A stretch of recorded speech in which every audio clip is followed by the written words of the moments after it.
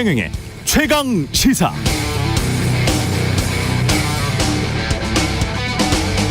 네, KBS의 이동관 아들 학폭 의혹 팩트만 추렸습니다라는 기사에 따르면 맞았다, 폭행당했다라고 나온 진술서 2장에 등장하는 피해자는 4명.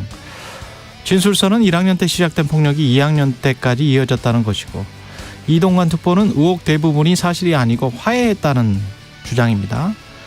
피해자 한 명도 진술서가 과장됐다고 말했다는 것은 사실이고, 그러나 이는 본인의 개인적 입장이고 다른 피해자 3명은 다를 수 있다고 말했다는 거죠.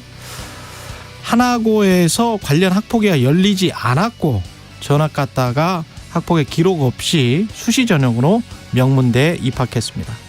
그래서 만약 이동관 특보가 방통위원장으로 지명된다면 국회 청문회에서의 핵심 쟁점은 왜 어떻게 이동관 아들에 대한 학폭위가 열리지 않았는가에 집중될 것 같습니다. 네, 안녕하십니까. 6월 14일 세상에 이익이 되는 방송 최경영의 최강시사 출발합니다. 저는 KBS 최경영 기자고요. 최경영의 최강시사 유튜브에서도 실시간 방송합니다. 문자 참여는 짧은 문자 50원, 기본자 100원이 드는 샵 9730 콩오플 무료고요. KBS 1라디오 채널 정치, 경제, 사회문화 등 다양한 명품 콘텐츠가 있습니다. 구독과 좋아요, 댓글 많이 부탁드리고요. 오늘 최강시사 할 말 많으신 분들, 하시는 분들 모셨습니다. 윤희숙 전 국민의힘 의원, 윤여준 전 환경부 장관 차례로 만나보고요. 뉴스 일대기 BTS 10주년 맞아서 그들의 활약상, 그간의 한략상 짚어보겠습니다.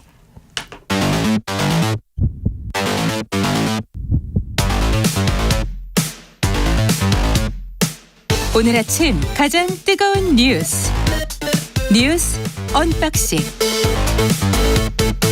네, 뉴스 언박싱 시작합니다. 민동기 기자, 김연아 평론가 나와 있습니다. 안녕하십니까? 안녕하십니까? 예. 오늘도 첫 번째 소식이 싱하이밍 대사.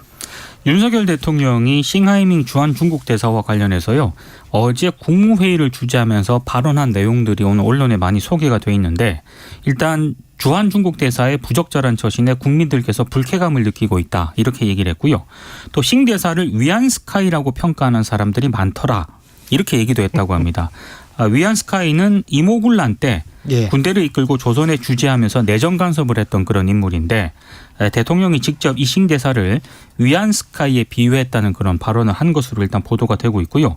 이것 외에도요, 중국 대사라고 하니까 2인자라도 되는 줄 알고 못 만나서 안달이 난 부분이 있는데 예의주시하고 경계할 필요가 있다, 이렇게 발언을 한 것으로도 지금 알려졌는데, 한국의 여러 정치인과 기업인들이 싱 대사와 만남을 갖고 싱 대사의 민원 등을 청취해온 상황이 여권에 알려졌는데, 이런 상황에 대한 경고 메시지를 보낸 것이다, 언론들이 이렇게 해석을 하고 있습니다.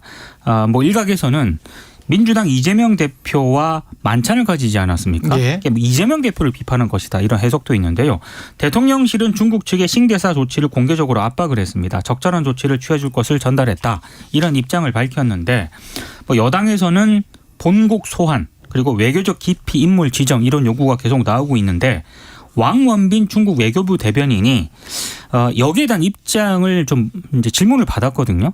명확한 답변을 하지 않았지만 이런 식으로 답변을 했습니다. 한국 측의 관련 입장 표명과 함께 일부 매체가 싱 대사 개인을 겨냥을 해서 사실에 부합하지 않은 인신공격성 보도를 한 점에 주목을 한다, 유감스럽다, 이런 입장을 밝혔는데, 이 보도가 지난달 울릉도 한 최고급 숙박시설을 무료로 이용했다는 그런 의혹을 일부 언론들이 제기를 했는데요. 그랬죠? 예, 이 보도를 지칭한 것으로 보입니다. 위안스카이 용서할 수 없죠. 네. 나쁜 인물이죠. 네. 위안스카이. 네, 용서할 수 없는. 오랜만에 들어보는. 그렇습니다. 그렇죠. 옛날에 위안스카이. 그 한자를 그냥 읽은 이름으로도 많이 알려져 있는데. 근데 아무튼 이제 지금 이제 어떤 상황이냐, 이걸 좀 정리해볼 필요가 있는 것 같아요. 그러니까 우리가 요구하는 거는 싱하이밍은 교체를 하든지 본국에 소환하든지 그런 걸 요구하는 거 아닙니까? 바꿔달라. 그렇죠. 그러니까는 페르소나 논그라타 지정하는 거는 요건에 안 맞는 것 같고, 이제 아니, 요건은 그 비엔나 협정에 따르면 그냥 기피 인물로 할 수 있어요. 근데 이제 이유는 밝힐 필요가 그렇게 없어요. 되면 정말로 전면전이니까. 네. 이제 관행이라는 게 있지 않습니까? 그렇죠. 국제사회에 나름대로의 네. 관행이 있는데, 그건 정말 이제 예를 들면은 일종의 이 사람이 들어와서 사실상의 이제 무슨 스파이 활동에 준하는 뭐 그런 정도의 어떤 위협을 끼치는 인물이라든가 그러니까 마지막에 꺼내는 카드거든요. 이건 정말 아니다 싶을 때. 근데 이제 지금 싱하이밍의 행위라는 것은 그 정도에 해당하는 건 아니기 때문에 그렇게 하기는 어렵고 하여튼 데리고 가라 이건데 중국 정부가 어떤 경우에 싱하이밍을 그러면은 소환할 수 있을 것이냐 요거를 좀 생각을 해봤습니다. 어쨌든 가능한 조건이라는 건 뭐냐. 예를 들면 이 우리와 일본의 관계에 대입해가지고 생각을 한번 해보면 어떨까 하는 생각이 들었는데요. 예를 들면 우리 대사가 이 주일 대사가 이 기시다 후미오 총리를 향해서 입헌민주당을 만난 자리에서 기시다 후미오 총리 좀 밥맛이 떨어진다 이렇게 얘기를 했다. 그러니까 이거는 소환해야죠. 이거는 정말 있을 수 없는 일이고 그건 소환감이죠. 정말 결례죠. 그렇죠. 근데 입헌민주당 만난 자리에서 후쿠시마 오염수 이렇게 방류를 하면은 앞으로 재미없을 것이다. 이렇게 얘기를 했다라고 할 때 한국 정부가 왜 그렇게 얘기를 해? 라면서 이것을 이 대사를 교체한다든가 이렇게 하면 국내 여론이 이상해질 거 아닙니까? 그렇죠? 뿐만이 아니고 중국 같은 경우에 또는 일본 같은 경우에 이제 대응을 할 거란 말이죠. 그렇죠. 그러면 그 이후에 올 파국적인 상황에 관해서는 대응책이나 대비책이 있느냐 거기에 관해서 이제 생각을 해야 되겠죠. 이제 거기까지 가기 전에 그러니까 이 어떤 경우에 소환할 수 있느냐 요거를 말씀드리는 건데 그래서 뒤집어 얘기하면 싱하이밍 대사가 예를 들면은 정말 이 윤석열 대통령에 대한 뭐 극언을 했다든지 아주 쓰면 안 되는 말을 써서는 안 되는 어떤 어휘를 사용했다든지 그러면 이제 중국 정부도 이거는 외교관으로서는 정말 이 기본적인 소양이 안 됐습니다. 이래갖고 바꿀 수 있는데 지금 싱하이밍 대사가 한 거는 중국 정부가 하고 싶은 거 중국 정부가 추진하는 거를 우리로서는 받아들일 수 없는 방식으로 한 것이지만 이런 이유로 싱하이밍을 소환했을 때 중국 내의 여론은 어떨 것인가. 그리고 그 중국 내 여론이라는 것은 중국 정부가 뭔가 이거 접어준 거 아니냐. 그러니까 중국 정부가 지금 요걸 이제 이유로 해서 소환할 수는 없는 조건일 것이다. 이렇게 생각이 되는 거예요. 우리가 마치 우리 대사가 주일 대사가 후쿠시마 오염수를 입헌민주당하고 비판했다고 해서 우리가 소환하는 게 이상하듯이 중국 정부 그런 처질 텐데 그러면은 어떤 경우가 또 가능할 것이냐에 대해서 혹시 이 사람이 비리가 있거나 부적절한 처신을 했거나 그러면 또 얘기가 다른 거 아닙니까? 그렇죠. 다른 사안을 걸어서 소환할 수 있는 것인데 그 근거가 될 만한 게 지금 말씀하신 문화일보 등의 보도예요. 그래서 이 사람이 뭐 예를 들면 기업의 민원을 받아가지고 뭔가 접대를 받고 뭐 부적절한 행위를 했다고 하면 중국 정부가 중국 측에서 해결해야 될 일이죠. 그걸 이유로 해서 소환할 수 있는 거 아니냐. 윤석열 대통령 이 얘기를 하는 건데 문제는 뭐냐면 중국 정부가 여기에 대해서 입장을 그런 식으로 지금 가져가지 않고 있습니다. 말씀하신 것처럼 그런 보도가 나온 게 불쾌하다라는 취지예요. 지금 중국 정부는. 그러니까 그런 이유로도 소환 안 하겠다는 겁니다. 그러면은 이거는 우리 입장에서는 대통령이 얘기를 한 바 있기 때문에 대통령이 얘기한 사안이기 때문에 소환이 안 되면 안 돼요. 또 지금 여당 입장에서나 정부 입장에서는 그러면 간극 예를 들면은 서로 안 되는 거를 서로 주장하다가 끝까지 가는 거 외에는 이 간극을 좁힐 수 있는 수단이 지금 없는 상황 아닙니까? 그럼 서로 벼랑 끝 전순이라고? 그렇죠. 그러면 이 간극을 좁힐 수 없는 조건을 지금 우리가 만들었다라고 하면은 이것을 계속해서 유지할 수 있는 전략이 있는 거냐, 감내할 수 있는 거냐, 요거를 따져 물어야 되는데 지금 그럴 수 있는 상황이냐에 대해서는 의문이 있다 이 얘기거든요. 그래서 오늘 일부 전문가들이 이제 뭐 한겨레라든가 이런 데 인터뷰를 한 걸 보니까요.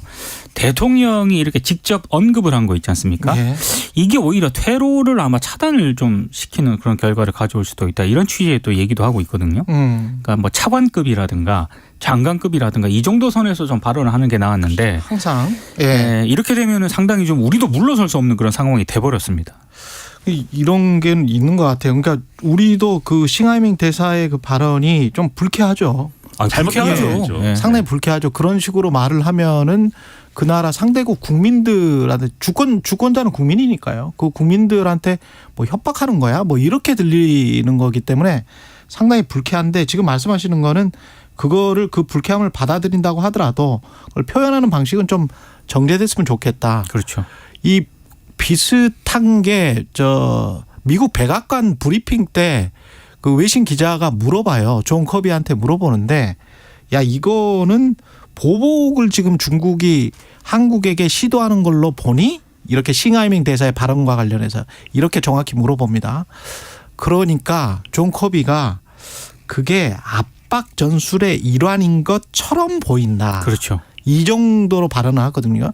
그러니까 이제 보복이라는 단어와 압박 전술의 처럼 보인다라는 거는 굉장히 큰 거리가 있어요. 그러니까 존 커비가 말하는 이런 식의 미국 정치인들이 말하는 이런 식의 어떤 정교한 그리고 실제로 그렇게 진행되지도 않잖아요. 그렇죠. 외교나 국제정치라는 게 그렇게 막 급박하게 가서 서로 그냥 대사 불러드리고 그냥 갑자기 그냥 외교 대사급 대사를 불러드리고 중국에서 또 대사를 우리 대사를 뭐 나가라고 해버린다면 대사 관계가 끊어지는 거나 다름없거든요. 그러면 파국이거든요.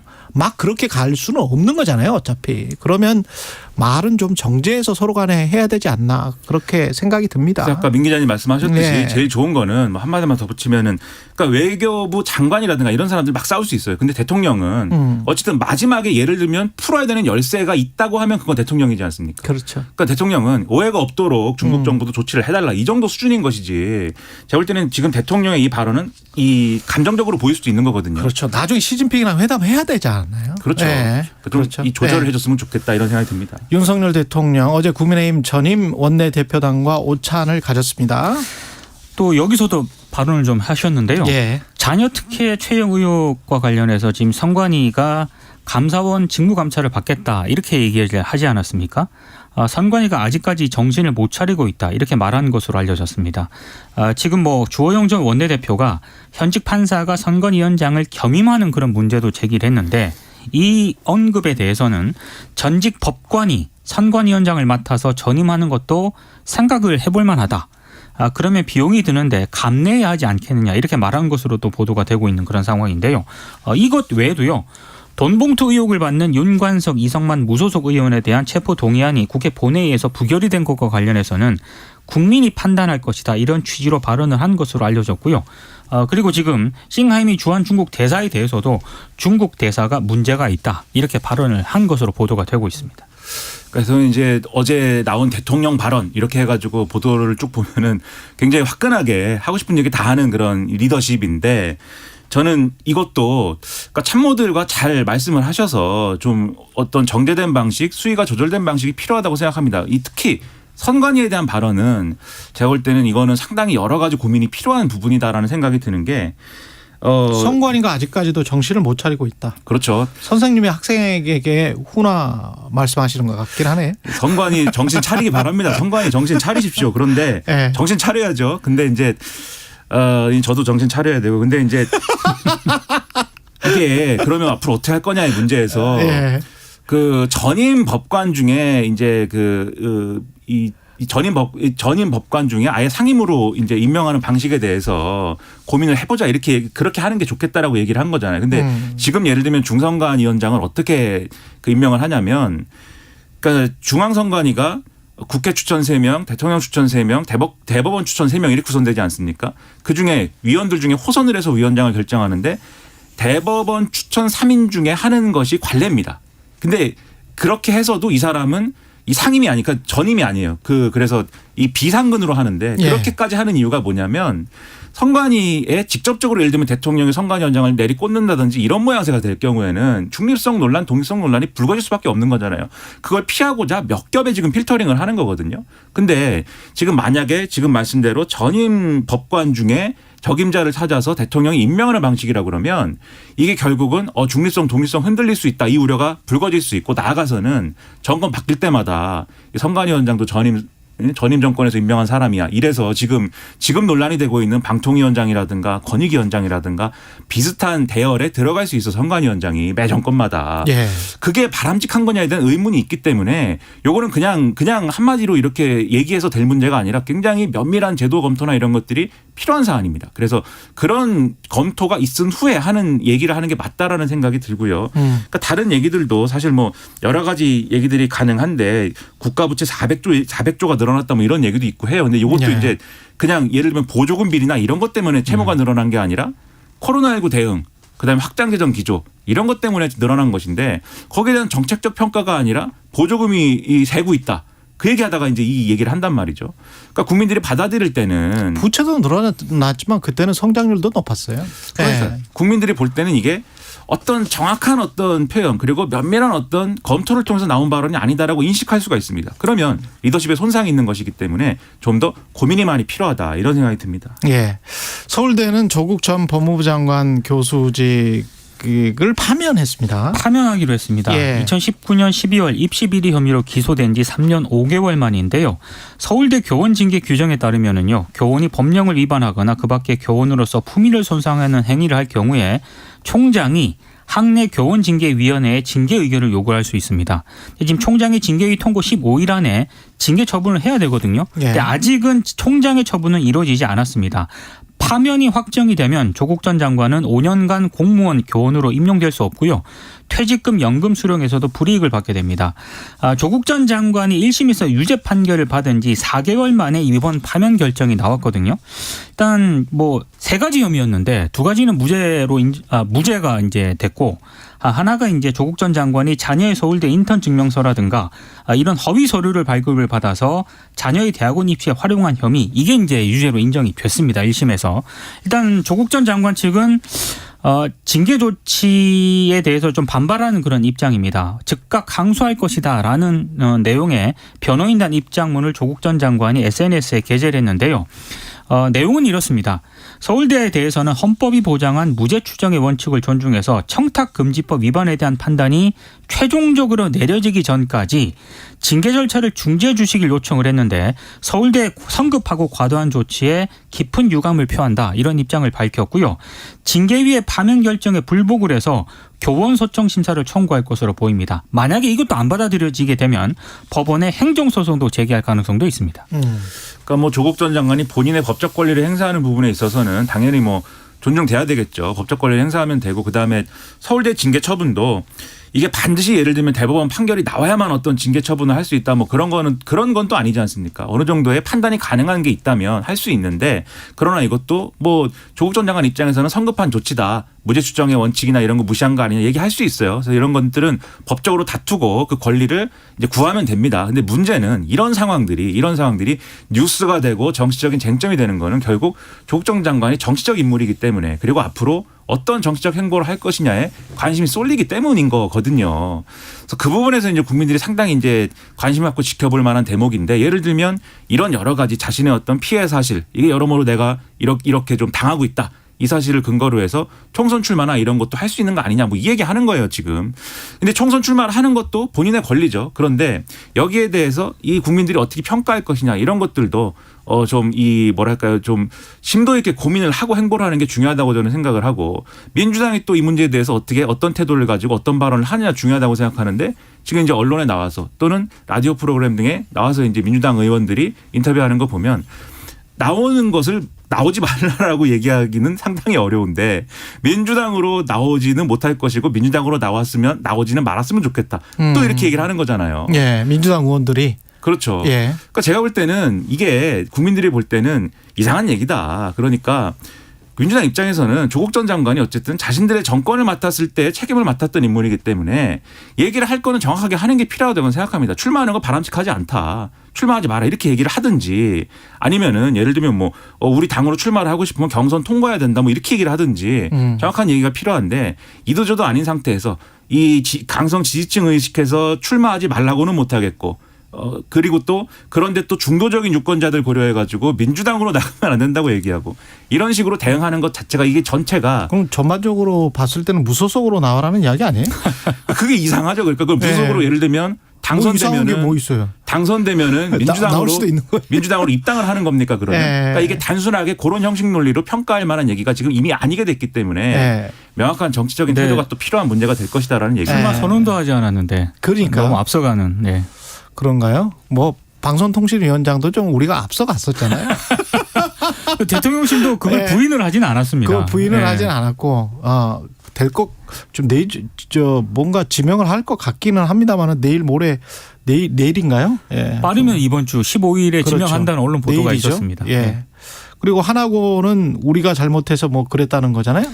그러니까 지금 이동관 특보 같은 경우에는 하나고 선도위원회 결정으로 전학 처분을 받았다라고 해명을 하지 않았습니까? 예. 근데 하나고가 YTN 기자에게 한 얘기는 선도위가 열린 사실이 없다. 그리고 당시 학교의 공식적인 기구를 통해서 사안을 처리하지 않은 것은 자신들의 잘못이다. 예. 그러니까 이동관 특보의 해명을 반박을 하면서 예. 이건 전적으로 자신들의 잘못이라고 인정을 한 겁니다. 학폭위가 열리지 못했던 거는 자신들의 잘못이다. 학폭위도 안 열렸고 예, 선동위도 안 열렸고 그러니까 이동관 특보의 해명을 반박을 한 것처럼 보이긴 하는데 그러나 자세히 보면은 이게 우리 잘못이다라고 하는 거거든요. 또 그런 맥락도 좀 봐야 될 것 같습니다. 우리 잘못이니 이동관 특보 뭐라 그러지 마세요. 뭐 이런 말인가요? 그러니까 이게 결국은 답정너인 것 같아요. 뭐 의혹을 제기하는 측은 있으나 의혹이 증명된 바는 없고 논란은 있는데 국회에서 청문 보고서 통과 이런 예를 들면 임명을 하면 통과는 어려울 것이고 그럼에도 뭐 의혹이 증명되지는 않아서 임명 강행한다. 이런 형식 논리로 가는 과정이 아닌가 의심이 됩니다. 그 다음에 방송통신위원장이 된 다음에 어떻게 할지 모르겠네요. 예. 뭐 모르는 건 아니지 않습니까? 뻔히 압니까? 뻔이라기보다도 예상은 된다. 그 예상이 아니었으면 좋겠다. 그런 얘기죠. 확실히 말 잘해요. 김민하 평론가였습니다. 예, 뉴스 언박싱 민동기 기자 김민하 평론가였습니다. 고맙습니다. 고맙습니다. KBS 1라디오 최경영의 최강시사 듣고 계신 지금 시각 7시 40분입니다. 최경영의 최강시사 출근길 날씨 정보 전해드립니다. 내일까지 곳곳에 소나기가 자주 지나겠고요. 돌풍, 천둥, 번개, 우박을 동반하겠습니다. 오늘은 구름 많은 하늘 속에 오전부터 밤사이 중부지방과 일부 남부, 제주 산지로 5에서 60mm의 소나기가 지나겠습니다. 작은 우산 하나 챙겨 나오시고요. 오늘 아침은 선선하고요. 낮 기온은 서울, 세종, 대전 28도, 광주, 대구 29도 등으로 많이 더워집니다. 영동 쪽으로는 강릉 24도 등으로 다른 지역보단 선선하겠고요. 금요일부터 다음 주 월요일까지 기온이 쭉쭉 올라서 한여름 더위가 나타나겠습니다. 서울은 모레 금요일 29도까지 오르겠고요. 주말에는 30도, 31도를 넘겨 다음 주 월요일 32도까지 기온 오르겠습니다. 대구도 토요일은 33도까지 기온이 오르는 등 많은 지역으로 금요일부터 쭉 덥겠습니다. 미세먼지 농도 무난하고요. 오전 농도 오후 들어 일시적으로 대부분 지역이 나빠지겠습니다. 아침까지 중부 서해안에 짙은 안개 주의하시기 바랍니다. 현재 서울 기온은 19도입니다. 최경영의 최강시사 출근길 날씨 정보 최영우였습니다. 계속해서 이 시각 교통 상황은 KBS 교통정보센터의 정현정 씨가 정리해드립니다.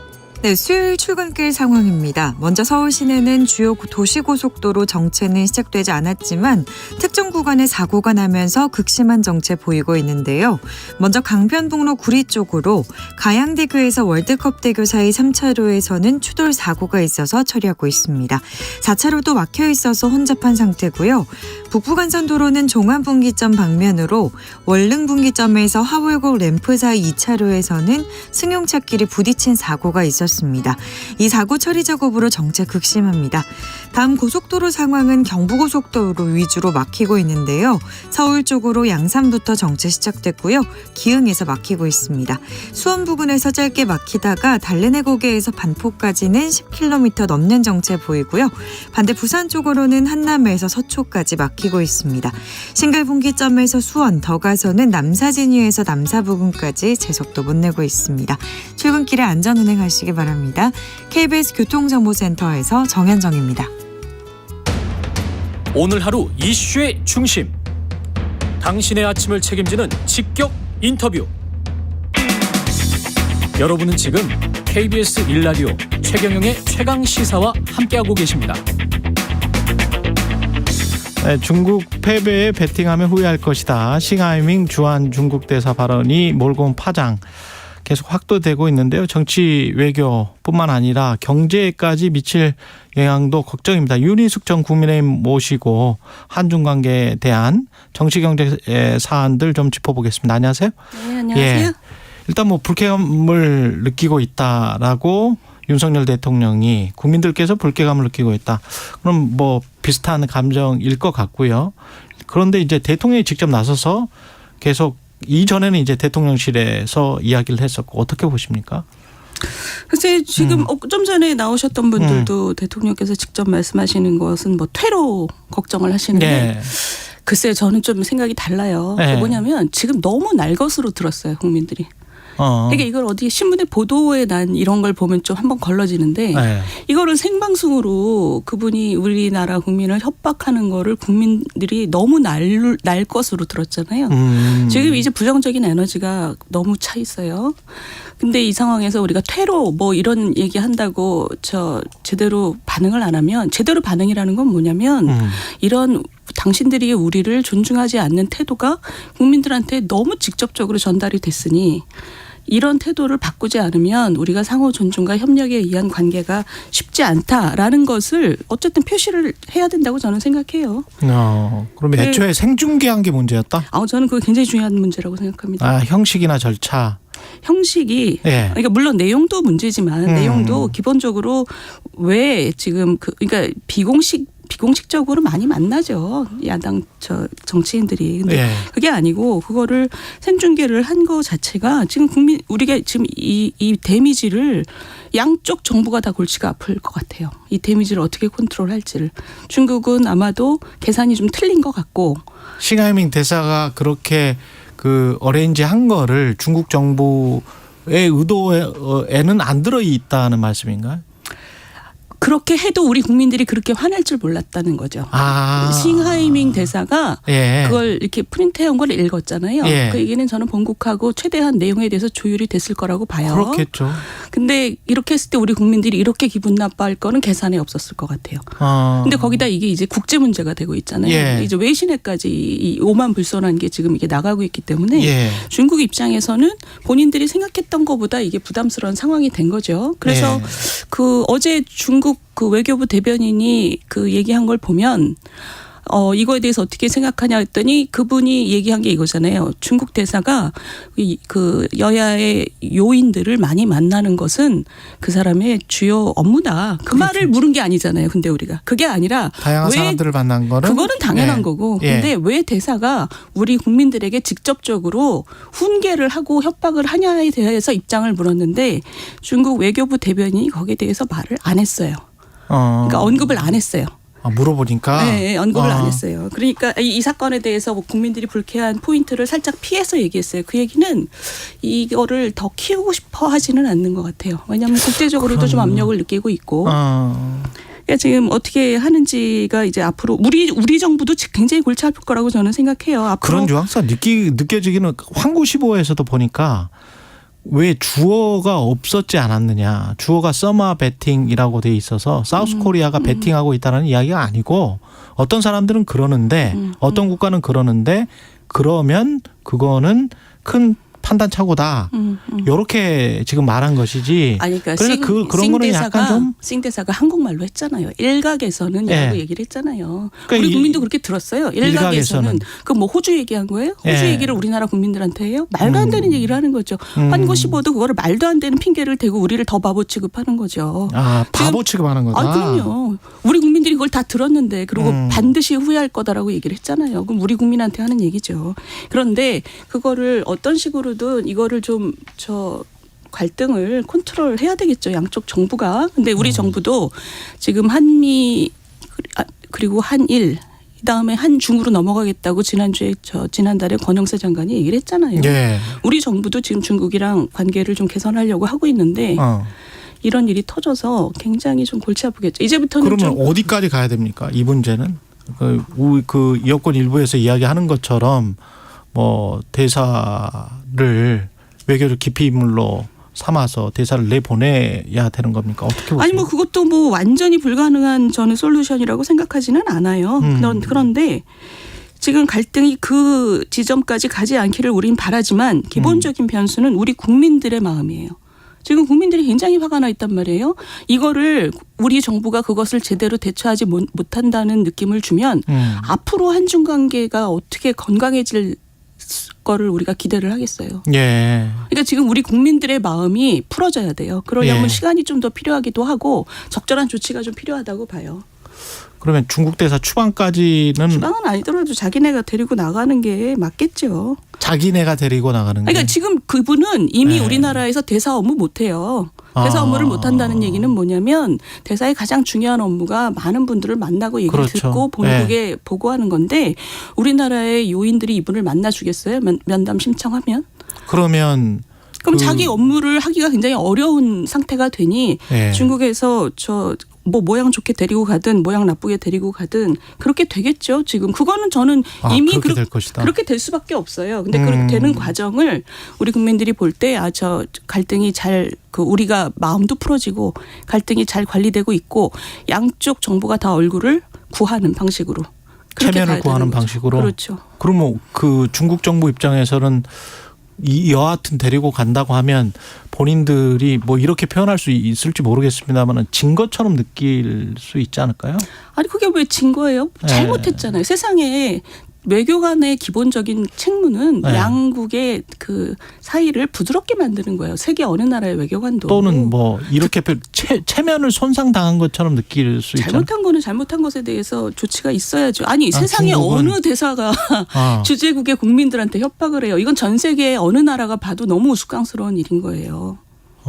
너무 우스꽝스럽다. 근데 이거를 가만히 중국 정부가 뭉개고 있으면 중국 정부의 잘못으로 보이겠죠. 근데 지금 현재는 개인 팩터인가 이런 생각을 할 수도 있잖아요. 예. 이 싱 대사를 만난 자리에서 이재명 대표가 보인 행동에 관해서는 어떻게 생각하십니까? 그러니까 이 사건은 사실 싱 대사를 욕할 문제도 있지만 저는 사실 그것도 좀 굉장히 부적절하다고 생각하지만 그보다 더 문제는 국민들이 이런 날 것의 협박을 듣게끔 그 자리를 깔아준 야당 대표는 굉장히 큰 잘못을 했다고 생각합니다.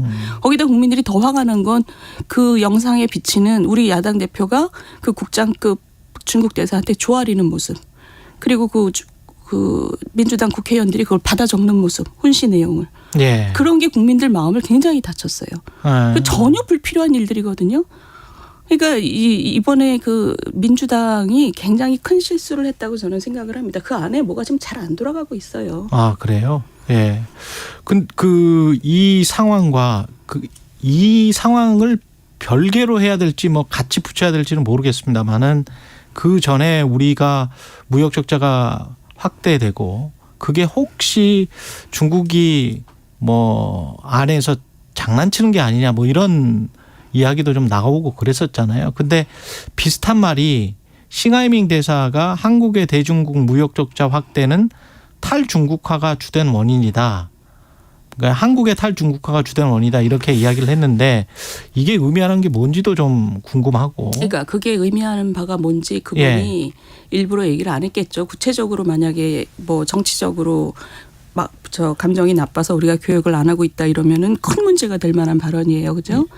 그런데 그런 구체적인 얘기를 하지 않은 게 아마 굉장히 그 의도적인 것일 거고 우리 입장에서는 저는 이제 그렇게 생각해요. 지난 10년 동안 그 우리 대중국 수출은 반도체를 빼면 쭉 줄어왔어요. 그러니까 반도체가 워낙 우리가 그 중국하고의 무역을 받쳐줘서 그렇지 그렇다면 당연히 그 우리나라 입장에선 이게 우리나라가 지금 뭔가 중국하고의 교역에 있어서 우리가 그 우위가 점점 줄어들고 있다. 그러면 우리 몸을 어떤 식으로 다시 체질을 개선하고 그 무역에 있어서의 우위를 다시 점하기 위해서 어떤 노력을 해야 되느냐를 생각을 해야 되는 게 제대로 된 나라의 생각 방식이에요. 그렇겠죠. 근데 이거를 탈중국화라고 그것 때문이라고 민주당이 자꾸 얘기를 하는데 그거는 우리 자신의 어떤 체질 개선이나 구조개혁의 문제점을 부정하는 것처럼 들려서 저는 좀 저거는 별로 건설적인 방식은 아니라고 생각해요.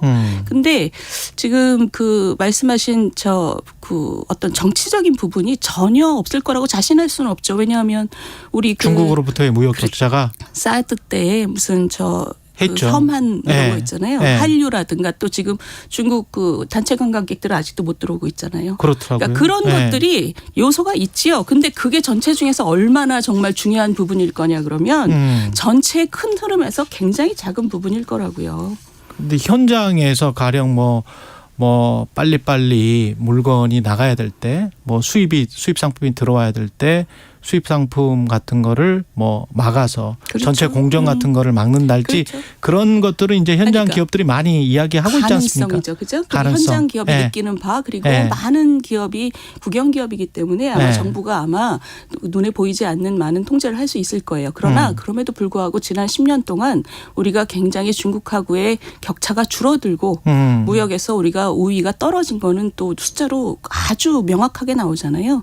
굉장히 제일 큰 그 수준에서는 우리 자체의 체질을 높여야 될 가능성이 그래야 될 필요성이 제일 큰 거죠. 알겠습니다. 그 한 1분여밖에 안 남았는데 조국 전 장관 출마하면 될 것 같습니까?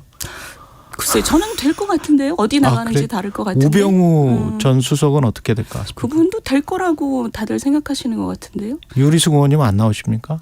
아유, 그걸 제가 어떻게 얘기하겠어요. 제가 정할 수 있는 문제도 아니고. 네. 근데 조국 장관 같은 경우는 네. 본인은 당선되겠지만, 그러니까 뭐 관악이나 뭐 이런 데 나가시면 당선되겠지만, 예. 민주당의 선거 컨셉을 망가뜨리지 않을까요? 그럼 무소속으로 나올까요? 무소속으로 나와도 마지막엔 결국 단일화되지 않을까요? 많은 분들이 예상한 지금 그렇게 생각하고 있지요. 그렇게. 우병우 전 수석은 어떨? 그죠. 전 뭐 잘 모르지만 네. 우병우 수석도 아마 무소속으로 나오지 않을까? 저는 그런 생각인데요. 알겠습니다. 여기까지 듣겠습니다. 시간이 짧네요. 윤희숙 전 국민의힘 의원이었습니다. 고맙습니다. 네, 감사합니다. 예.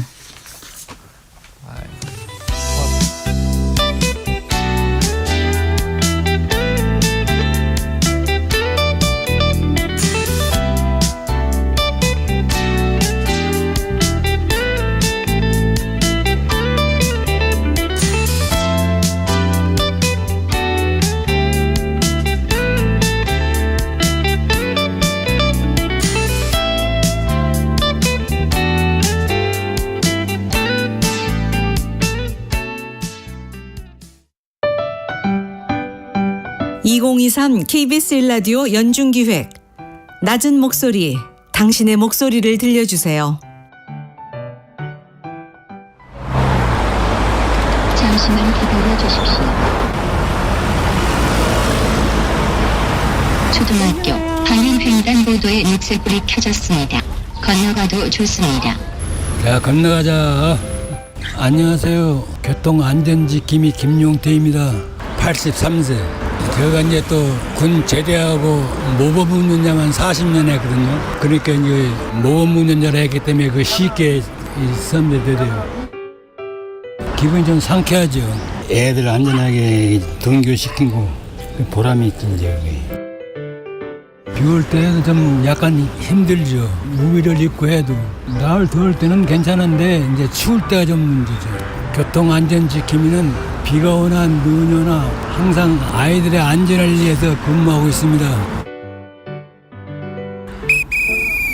그 신호 바뀌려 할 때 뛰어가는 거 위험하죠. 그때는 이제 호루라기 잡고 제지해야 돼요. 운전자들이 조심해야 되는데 운전자들이 또 무대포를 건너갈 때가 있어요. 차가 진행을 한다고요. 운전하시는 분들 교통법규 잘 지켜주세요. 어른이 보호구에서는 서서히 운행하세요. 앞으로 우리 아이들을 위해서 열심히 하겠습니다. 운전자분들 신호 잘 지켜주세요. 오늘 하루도 묵묵히 살아가는 당신의 이야기를 들어봅니다. KBS 1라디오 연중기획 낮은 목소리였습니다.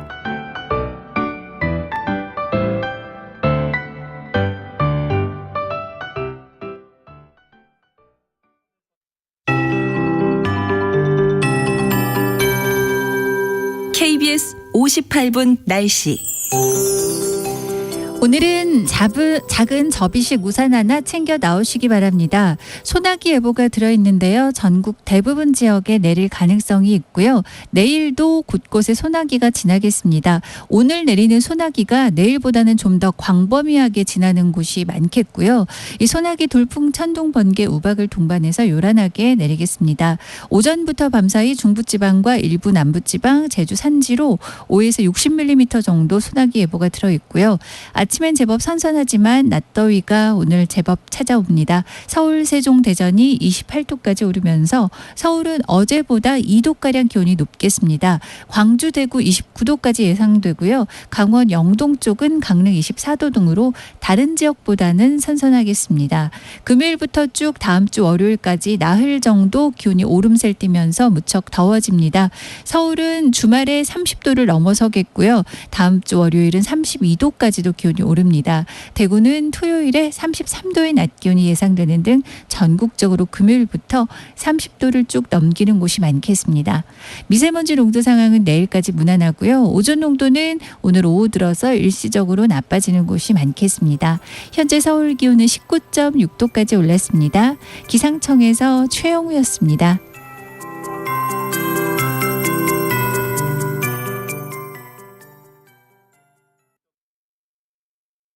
정성을 다하는 국민의 방송 KBS가 8시를 알려드립니다. AM 711kHz, FM 97.3MHz, KBS 1라디오입니다. HLKA.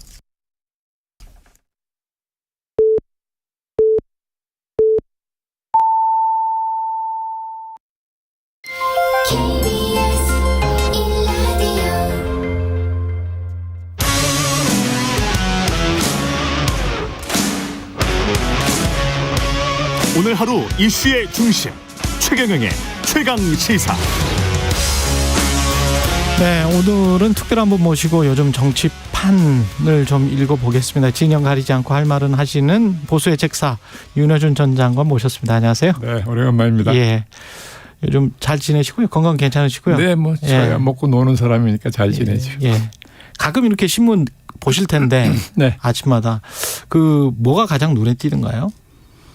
요즘 눈에 띄는 뉴스 같은 것 아니면 저는 뭐 특별히 뭐 눈에 띄는 매일 똑같은 뉴스입니까? 신문도 잘 안 봐요. 예. 대강만 훑어만 보고. 예. 예.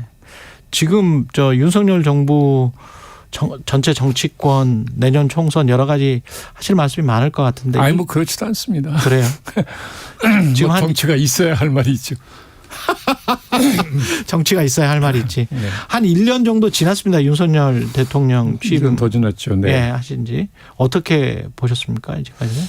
그래서 이게 이제 미국 같이 4년 중림제 그렇죠. 대통령제 하에서도 예. 그 정치학자들 말에 의하면 취임 첫 해를 어떻게 보내느냐에 따라서 재선 여부가 결정된다 이렇게 말을 할 정도로 예. 취임 첫 해가 중요한 거거든요.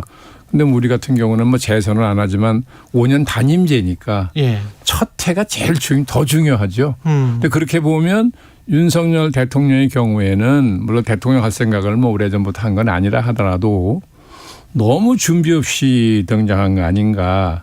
그러니까 지금 한번 생각해 보십시오. 취임 1년 동안에 무엇이 기억에 남으십니까? 바이든 날리면. 그러니까 이게 예. 그렇잖아요. 예. 예, 그리고 뭐 이제 뭐 연금죠. 노동 개혁하겠다 그러는데 그거는 워낙 오래 묵은 과제이기도 하고 쉽게 해결이 안 되는 과제죠. 예. 예. 그런데 1년 동안 뭐 제대로 착수한 것도 지금 없다시피 한 거잖아요. 예. 그리고 전체 무슨 기획 같은 걸 발표한 일도 없고. 그러니까 이 취임하면서 국정의 우선순위를 정해서 국민에게 제시를 하고 이 우선순위에 따라 내가 하겠다 이렇게 했어야 되는데 뭐 그런 게 없었으니까 우선순위. 예, 국정이 체계적으로 이루어지는 게 아니라서 지금 1년 동안 뭐 기억에 남는 게 별로 없잖아요. 우선순위라고 근데 사실은 대통령이나 정부가 이야기했던 거는 노동연금 교육이 3대 개혁인데 예. 그건 묵은 과제였던 거죠. 역대적 내려오던. 구조적으로 묵은 예, 과제. 노동을 한다고 그랬지만 지금 뭐 69시간제 딱 걸려가지고 그 이상은 진전도 별로 없는 것 같고. 예. 예. 그러니까 뭐 지금 1년 동안 뭘 한 게 뭐냐 그러면 기억에 남는 게 별로 없는 거죠. 그러면 뭔가 방향을 바꿔야 되는 겁니까? 아니면 태도나 뭘 바꿔야 되는 겁니까? 뭘 아니, 바꿔야 어쨌든 본인이 예. 그 국정의 최우선 과제가 뭐라고 생각하는지 왜 그런지 예. 그럼 그걸 어떻게 할 것인지를 분명히 밝혀야죠 국민한테. 예. 예, 그래야 체계적으로 국정을 수행할 수 있는 거 아니겠어요? 근데 1년이 지났는데 아직 그런 게 안 나왔다. 아직 그런 게 뚜렷하게 뭐 머리에 떠오르시는 게 있어요? 저는 없는데. 그렇군요. 그러면 그것부터 이제 발굴을 해야 되겠네요. 아젠다부터 발굴을 해야 되겠네요. 늦었어요. 물론 늦었습니까? 지금이라도 안 하는 것보다는 해야 되는데. 뭔가 그래도 4년이 남았는데. 그게 5년 동안에 가장 중요한 1년은 저렇게 보냈기 때문에 예. 앞으로 굉장히 어려워질 거예요. 근데 혹시 정부 입장에서 한번 이야기를 해볼게요. 집권 여당 입장에서는 뭐 국회에서 뭘 하려고 하는데 야당이 계속 발목을 잡는다. 그래서 우리가 이제 총선에서 승리하면 우리가 그 남은 과제들을 3년 안에 확 해칠 수 있다. 뭐 이런 생각을. 그렇다면 예. 전 대통령의 국정 지지도나 여당에 대한 지지가 높게 나와야 되잖아요. 지금 어떻게 나옵니까? 여론조사에 보면. 예. 다 30% 돼요. 예. 그럼 그런 말이 성립이 안 되죠. 여당이나 대통령이 뭘 제대로 뭘 국정의 체계를 세워서 하려고 그러는데 예. 야당의 다수 힘을 번번이 그걸 못하게 했다 그러면 예. 지금 국민 지지도가 저렇게 나오겠어요? 그런 측면. 예. 일본 오염수부터 해서 지금 각종 또 현안들이 계속 오잖아요. 일본 오염수 같은 경우는 지금 잘 대응을 하고 있다고 보십니까? 아니 뭐 지금까지로 봐서는 예. 뭐 잘못 대응했다고 할 만한 게 나오는 건 없다고 보는데 예. 이제 앞으로가 중요한 거죠. 예. 예. 그래서 저 문제는 워낙 예민한 문제라서 국민들이 굉장히 예민하게 반응할 거거든요. 그래서 정부도 상당히 신중하게 하는 것 같긴 한데, 예, 저건 뭐 조금 더 두고 봐야 알겠죠. 근데 뭐 소금 사재기랄지 뭐 여러 가지 이야기 하지 않습니까? 그게 바닷물 자체가 뭐 오염될 수 있다라는 걱정 때문에 꼭 생선이냐 뭐 이렇게 생각하시는 분들도 있을 것 같고, 정부와 여당에서는 과학적 검증을 강조를 하는데, 과학적 검증이 수십 년 동안 이게 30년 이상 이렇게 계속 뿌리는데 이게 정말 될까? 인체에 어떤 영향을 미치는지 과학적으로 정말 알 수 있을까? 네, 그게 지금 일본 사람 중에도 예. 일본 정부의 그 발표를 안 믿는 사람들이 있잖아요. 예. 우리 국민들은 더 하겠죠, 그러니까. 그러니까 이 문제는 정부가 한일 관계 개선이 중요한 과제이긴 하나 예. 이 문제를 쉽게 봤다가는 큰 역풍을 맞을 염려가 있어요. 굉장히 조심해야 될 거예요. 근데 그 지금 말씀하셨지만 한일 관계 개선이 이제 어떤 일종의 치적이라고 이제 정부는 생각을 하고 있고, 그런 상황에서 오염수를 방류하기 때문에 그 움직임의 반경이 좀 좁은 거 아닙니까? 이게 한일 관계 개선이라는 게 예. 한중일 삼각동맹 같은 예. 이게 이제 미국이 이제 윤 대통령 등장하고 나서 그걸 예. 혹시 강화했잖아요. 한중일이 아니고 한미일. 한미일. 예. 예. 미안합니다. 예. 예. 그러니까 그걸 뭐 강화하는데 우리가 호응한 건 저는 뭐 그건 당연한 거라고 생각하지만 예. 그렇다고 해서 국민이 이 문제를 그렇게 가볍게 생각할 건 아닐 거거든요. 그 방향은 맞는 거라고 지금 보시는 어떤 거죠? 방향이요? 한미일 삼각동맹. 그거는 뭐 어쩔 수 없죠. 어쩔 수가 없다. 선택의 여지가 없는 거니까. 속도나 시기를 조금씩 늦추면서 뭐 사우디아라비아나 네. 다른 나라들처럼 중국인지 미국인지 모르게 했던 근데 하는 우리는 그런 외교. 이게 북한의 핵이 고도화되니까 핵 예. 사우디아라비아 이런 나라하고는 좀 사정이 다르죠. 사정이 다르다. 예, 그러니까 예. 저는 윤 대통령이 한미일 삼각공조를 강화한 것은 그건 뭐 어쩔 수 없는 선택이고 잘한 거라고 보는 거죠. 예. 예. 이 인사 같은 경우에 지금 또 뭐 논란이 되는 거는 방통위원장인데, 이 학폭 논란까지 있고 이제 언론관 잘 아시는 분 아니세요? 잘 알죠, 이동관 씨. 어떻게 보세요? 지명될 가능성이 높은 것처럼 계속 보도는 되고 있습니다. 아니 윤 대통령 인사 스타일이 예. 뭐 야당이나 언론에서 문제 삼는다고 안 하는 스타일이 아니잖아요. 예. 뭐 임명하겠죠, 뭐. 임명하면 어떻게 될까요? 언론과의 언론 장악, 이거를 시민사회는 아마 걱정을 하는 것 같습니다. 글쎄요, 뭐 방송 전문가는 아니죠, 이동관 씨가. 그렇죠? 동아일보 출신이고, 과거 뭐 최시중 씨도 했으니까 뭐 방송 전문가라면 되느냐라고 할 수 있을지 모르지만, 최시중 씨의 방송통신위원장 인사도 그 잘한 인사는 아니라고 저는 봤던 사람이고, 캠프에서 6인의 그러니까 이동관 씨는 방송 전문가가 아니기 때문에 국민적으로 설득력이 있지는 않을 거예요. 그러나 윤 대통령이 뭐 쉽게 물러서는 스타일이 아니니까. 또 뭐 상당한 신뢰관계가 있으니까 그런 요직에 앉히려고 했을 거 아닌가요? 강행하겠죠. 뭐. 경산호위 위원장은 교체설까지 나왔다가 또 윤석열 대통령, 그러니까 확실히 인사 스타일이 있는 것 같아요. 흔들리지 말고 더 열심히 일하라. 뭐 좋게 표현하면 뚝심의 인사 스타일이다. 옛날에 소신은 만능인가 하는 얘기 있었죠. 소신은 만능인가? 만능은 아니지 않느냐, 이런 의문을 제기를 하시는 거네요. 예. 알겠습니다. 민주당 상황, 그 여야 상황을 좀 짚어보겠는데, 민주당 먼저. 민주당은 이재명 사법 리스크 좀 있다가 돈봉투, 그다음에 김남국 코인 의혹 뭐 이렇게 줄줄이 사탕으로 계속 나오고 있습니다. 수렁에 빠진 것 같잖아요. 수렁에. 나오려고 허우적거리면 더 들어가는. 근데 그 빠져나올 수 있는 가능성이 있습니까? 그러면 확률을 얼마나 보세요? 아니 지금 뭐 저 정도 상태에서도 지지도가 비슷하게 나오니까. 적대적 공생관계 아니에요? 전형적인 적대적 공생관계죠. 어차피 아무리 이래도 뭐 민주당 입장에서 보면 검찰이 우리만 잡고 그러기 때문에 그래서 또 국민들이 약간 좀 꺼림칙해서 30대 30 정도로 봐주는 거 피체 아니에요? 고정 지지층이 지금 강고하게 단계되어 있는 거잖아요. 예. 피체 그거 믿고 있는 거잖아요. 지금. 그렇죠, 그렇죠. 네. 그러니까 예. 뭐 서로 그러니까 저쪽 탓을 할 수 있는 공생 관계죠. 역학관계다. 근데 전통적으로 우리나라 여야당이라는 게 뭐 그런 오랜 세월 적대적 공생 관계로 왔던 거 아니에요? 그 연장이죠. 뭐. 근데 아무리 그래도 지금 상황은 좀 희귀하지 않습니까? 어떤 점에서 희귀하다는 아니, 그러니까 거지. 너무나 노골적이기 때문에 이런 그런 모습이 두 당 다. 그러니까 네. 윤 대통령 스타일이 좀 정난한 걸 좋아하는 스타일 아니에요? 그게 이제 전반적으로 국정에 별로 정치적으로 이렇게 뭐 뭘 감싸거나 그런 거 잘 안 하니까. 아니 수사하기랄지 뭐 이렇게 좀 감싸고 통합 비슷한 거라도 좀 보이면서 이렇게 갔었잖아요. 최소. 근데 이제 서로 간에 이제 이러니까 뭐 보는 입장에서는 조금 이렇게 소신이 맞는 게라니까요. 민주당은 자체적으로는 어떻게 혁신할 수 있습니까? 지금 그 쉽겠어요. 지금 이재명 대표 개인 그 리스크 방어하려고 지금 온 당력을 거기 모으고 있는 거잖아요. 예. 그럼 뭐 다른 거 할 게 없죠. 뭐 뭘 어떻게 할 수 있게 저 상태에서 지금. 그러면 뭔가 바꾸려면 비대위 체제나 혁신위가 아주 강하다거나 뭐를 해야 됩니까? 그럼 뭐 혁신이 이제 비대위는 대표가 물러나야 비대위가 되는 건데 그렇죠. 그런 생각이 저는 없어 보이고.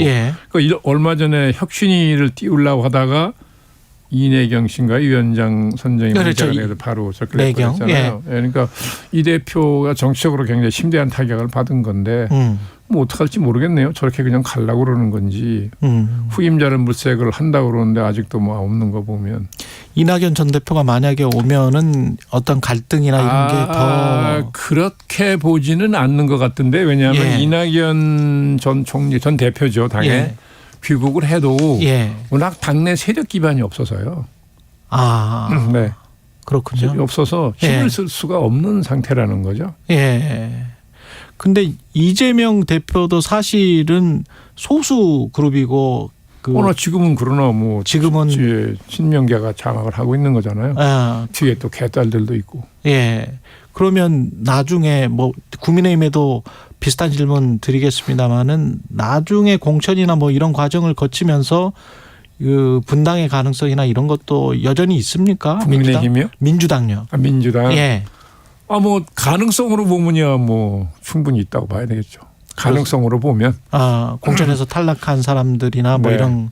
우리나라에서는 그게 참 쉽지는 않지만. 쉽지는 않지만 또 그걸 뭐 기대해서인지 아닌지 모르지만 그릇을 만들어 놓고 있는 분들도 있고 그러니까 뭐 가능성이 없지 않겠죠. 국민의힘은 그 김기현 대표가 취임 100일인데 곧 있으면 잘 관리가 되고 있는 겁니까? 아니면 무엇이 잘 관리된다는 뜻입니까? 당이?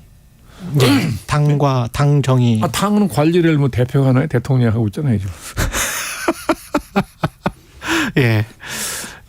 다 신복들이 당의 요직을 하고 있는 거 아닙니까? 대표는 그냥 대통령이 하고 있다. 네, 사실상 당 관리는 대통령이 하고 있는 걸로 보이는데요, 제 눈에는. 그러면 그 대통령이 원하는 사람들이 공천이 많이 되겠네요. 그렇다고 봐야 되겠죠. 근데 거기에 관한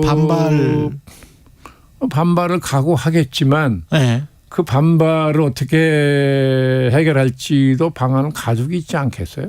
그래서 지금 나오는 게 무슨 뭐 공공기관장 인사나 이런 거를 좀 늦추고 있다 뭐 이런 말들이 그런 건가요? 글쎄요. 그것까지는 제가 잘 모르겠습니다만 뭐 공천을 어떻게 할지 나름대로 계획을 가지고 있을 것이고 거기에 반발이 있을 거 예상하실 것이고 그 반발을 어떻게 뭐 설득을 하든 뭐 제압을 하든 해결할지 다 나름대로 방법을 가지고 있겠죠. 그거 없이 시작했겠습니까? 그런 측면에서는 집권 여당인 국민의힘은 그 어떤 당근과 채찍이 동시에 있기 때문에 야당에 비해서는 그렇죠. 그래서 이제 분당이나 뭐 이런 것들이 더 안 일어날 가능성. 쉽지 않죠. 그 여당에 있던 분들의 체질은 일단 권력에 대해서 이게 저항하는 체질이 아니라서 뭐 분당을 해가지고 다른 세력이 나온다는 거는 쉽지 않을 거예요. 그러면 밖에서 뭔가 이렇게 솟구쳐서 나올 수 있는 가능성은 있나요? 지금 현재 정치의 역학상?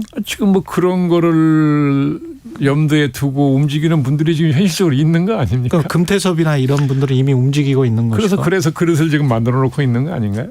그래서 조국 전 장관은 왜 갑자기 이런 출마설들이 나오는 걸까요?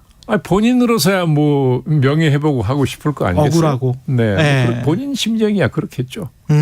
근데 이게 나오면 우병우나 조국 이런 잊혀진 이름들이 나오면 그 판 자체가 문재인 정부와 박근혜 정부 또는 윤석열 대통령 이런 과거 회고적인 어떤 투표가 될 그러니까 가능성. 그런 분들이 네. 예, 국민들이 보기에 예, 아직은 좀 더 자숙을 해야 된다고 생각을 할 텐데요. 네.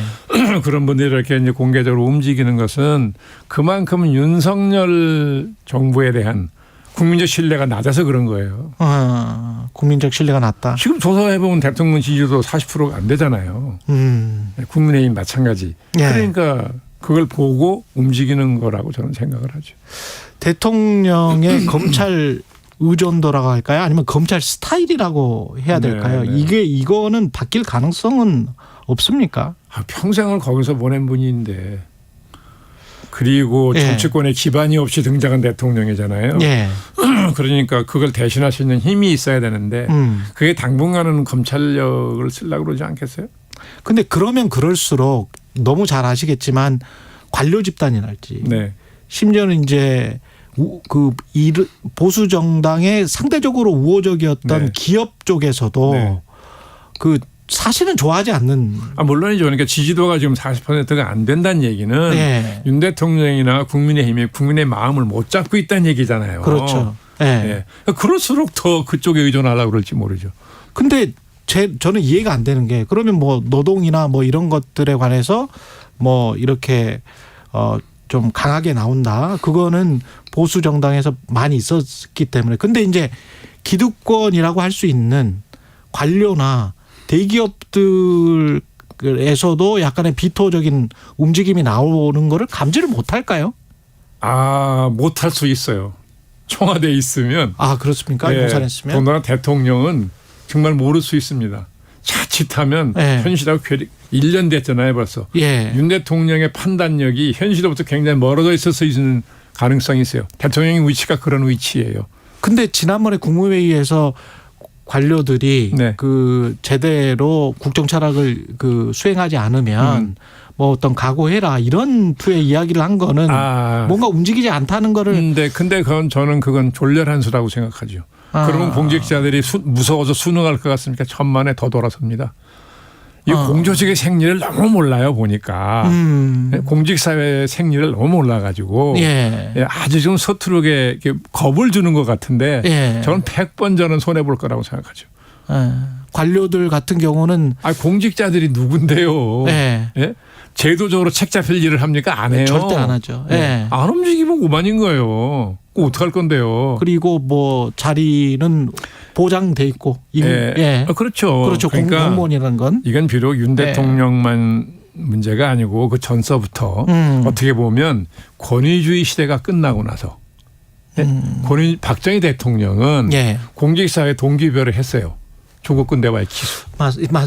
가슴에 불이 붙었어요. 어떤 가치. 그럼요. 그래서 밤새워 일을 했어요. 그래서 짧은 시간에 산업화가 됐던 거잖아요. 그런데 그때는 국민소득이 300불 시절이고. 그렇죠. 이게 국민소득이 10,000불을 넘으면 그런 식의 동기부여가 안 먹힙니다. 진정한 현대적 훨씬 리더십. 세련된 동기부여가 있어야 되는데 이게 저도 문민정부에서 일한 사람이지만 김영삼 대통령이 문민정부를 여셨는데 시대를. 그 문민 시대에 맞는 새로운 동기부여를 안 했어요. 공직사회에.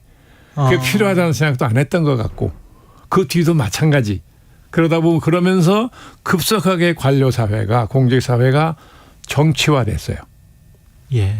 왜냐하면 이제 정치하던 분들이 등장을 해가지고 상도동 동교동이 이제 세력을 패권을 잡으니까 급속히 이제 정치화돼 버렸다고요. 근데 그런 걸 내다보면서 공직사회에 새로운 동기부여를 했어야 되는데 윤석열 대통령도 그 점에 대해서 생각이 못 미쳤던 것 같고 그런데 공직사회를 그러면 겁을 준다. 그런다고 통솔이 절대 안 됩니다. 책자 필리에서 안 하는 뭐 그만 아니에요. 그럼 어떡할 건데요? 그 침묵하는 다수라는 이야기도 있습니다만 이런 식으로 가면 집권 여당의 내년 총선은 어떻게 전망하십니까? 집권 여당 입장에서 봤을 땐. 근데 야당이 워낙 지금 저 모양이니까. 예. 예. 뭐 마음 둘 곳이 없다. 그러니까 지금은 국민이 뭐 그냥 마음을 안정하고 있을 거라고 보는 거죠. 지금 당장은. 네, 지금은 뭐 아직 시간이 남았으니까 어디도 지금 마음을 줄 데가 없는 거잖아요. 국민 입장에서는. 누가 나타나야 됩니까? 사람입니까? 인물이 뭔가 다른 인물이 나타나야 되는 겁니까? 근데 다른 물론 인물이 나타나면 좋지만 인물이라는 게 뭐 배랑간 돌출이 안 되잖아요. 예? 옛날처럼 안 되니까. 그렇죠. 지금은 그야말로 흔히 말하는 소위 민중 속에서 성장하는 인물이 있어야 되는데. 그 시간이 엄청 걸리죠. 꼭 시간이 걸리죠. 예. 그러니까 이게 지금 답답한 대안이 없는 거죠. 지금. 몇 년 동안은 그러면 굉장히 굉장히 답답한. 힘든 시기를 보내게 될 겁니다. 이게 정치적 리더십이 막 흔들리니까. 예. 알겠습니다. 자주 모셔야 될 것 같습니다. 장관님. 시간이 또 너무 부족해서 여기까지 듣겠습니다. 윤여준 전 장관이었습니다. 고맙습니다. 장관님. 네, 수고하셨습니다. 예. 여러분은 지금 KBS 1라디오 최경영의 최강 시사와 함께하고 계십니다.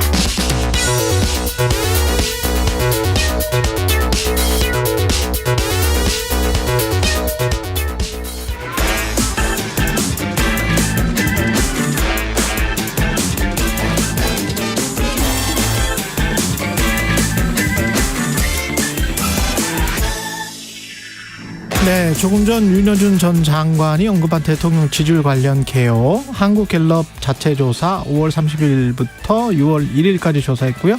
윤석열 대통령 직무수행 잘하고 있다. 응답이 35%로 나타났습니다. 자세한 내용은 중앙선거 여론조사심의 홈페이지 참조하시면 됩니다. 예, 한 번 더 뉴스 경향신문 박순봉 기자와 함께하겠습니다. 안녕하십니까? 네, 안녕하세요. 예, 어제 4차 최저임금위원회가 열렸는데 지금 뭐 별로 논의가 잘 이루어지지 않을 것 같은 상황입니다. 네, 예. 상황들이 안 좋은데 일단 그 정부하고 노조와의 갈등이 좀 큰 상황이잖아요. 그렇죠. 이게 최저임금위에도 영향을 준다 이렇게 볼 수가 있습니다. 현 정부가 원래 민주노총하고는 좀 갈등이 있었고, 근데 여기 더해서 한국노총도 경사노위, 경제사회노동위원회 불참을 선언한 상태잖아요. 예. 이런 상황이 영향을 주고 있거든요. 그러니까 통상적으로 이 최저임금위의 구성을 보면은요.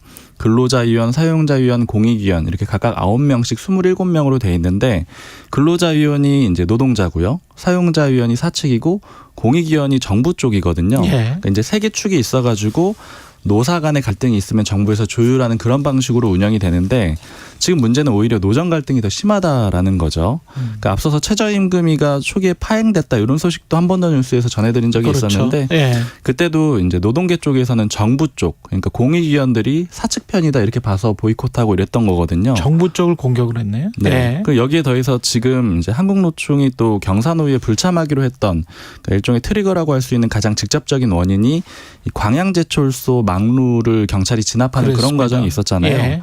뭐 요거 이제 다들 아실 텐데 김준영 한국노총 금속노련 사무처장이 이제 경찰 곤봉으로 진압이 돼가지고 연행이 됐던 그런 사건인데, 근데 이제 이게 왜 최저임금이랑 연결이 되냐면 이 김준영 처장 지금 구속돼 있는데 이제 이분이 최저임금위원회 근로자위원이에요. 그러니까 진짜 높은 분이었구나. 네. 그래서 이제 예. 거의 대표해서 나간 거죠 한국노총을. 그래서 이제 구속된 상태이기 때문에 예. 최저임금위원회에 참여를 할 수가 없잖아요. 예. 그리고 이 문제를 이제 지난번 회의 때도 근로자위원 쪽에서 문제 제기를 했었고요. 요거 이제 최저임금이 차원에서 성명이라도 좀 내라 뭐 이렇게 압박을 하기도 했었고, 그다음에 여기에 더해서 근로자위원 중에 또 한 명이 류기섭 한국노총 사무총장이거든요. 예. 근데 어제 회의에 또 불참을 했습니다. 왜냐하면은 국제노동기구 ILO에 지금 총회에 참석을 했어요. 근데 여기 가서도 지금 이제 양대 노총, 민주노총이나 한국노총이 지금 하는 얘기들은 윤석열 정부가 노동 탄압을 하고 있다 이런 얘기를 지금 전하러 간 거거든요. 국제노동기구에 그렇죠. 유엔 사람입니다. 예. 그러니까 그러다 보니까 이게 지금 일단은 근로자위원 2명, 그러니까 노동계 쪽 위원 2명이 빠져 있는 상태이기도 하고 관계도 안 좋고 이런 상황들이 같이 있습니다. 그러네요. 그러면 대화를 사실상 잘 하지는 못했을 것 같은데 쟁점은 뭐였습니까? 결국 지금 최저임금이 쟁점은 딱 두 개로 보시면 돼요. 첫 번째는 이제 당연히 최저임금 얼마나 올릴 거냐 말 거냐 요 문제인데 요거는 최저임금은 올해 9,620원인데 노동계는 12,000원으로 올리자는 12,000원. 입장이고요. 경영계는 뭐 액수를 내놓지는 않았는데 뭐 안 올릴수록 좋다라는 입장이죠. 동결 내지는 소폭 인상 이렇게 입장이 있고요. 근데 요거는 기본적으로 하나의 쟁점으로 있는 거고요.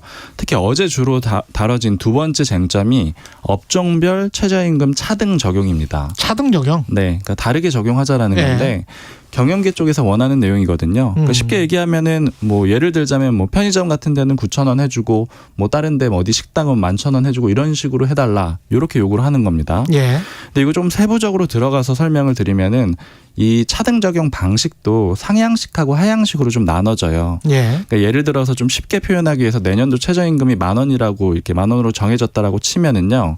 상향식이라는 거는 요것보다 높은 업종만 허가를 해주는 거예요. 그러니까 요것보다 더 많이 받을 수 있는 업종. 뭐 예를 들면 뭐 어떤 업종은 11,000원 이상을 무조건 줘야 된다. 예. 이렇게 상향식 위로만 해주는 거고요.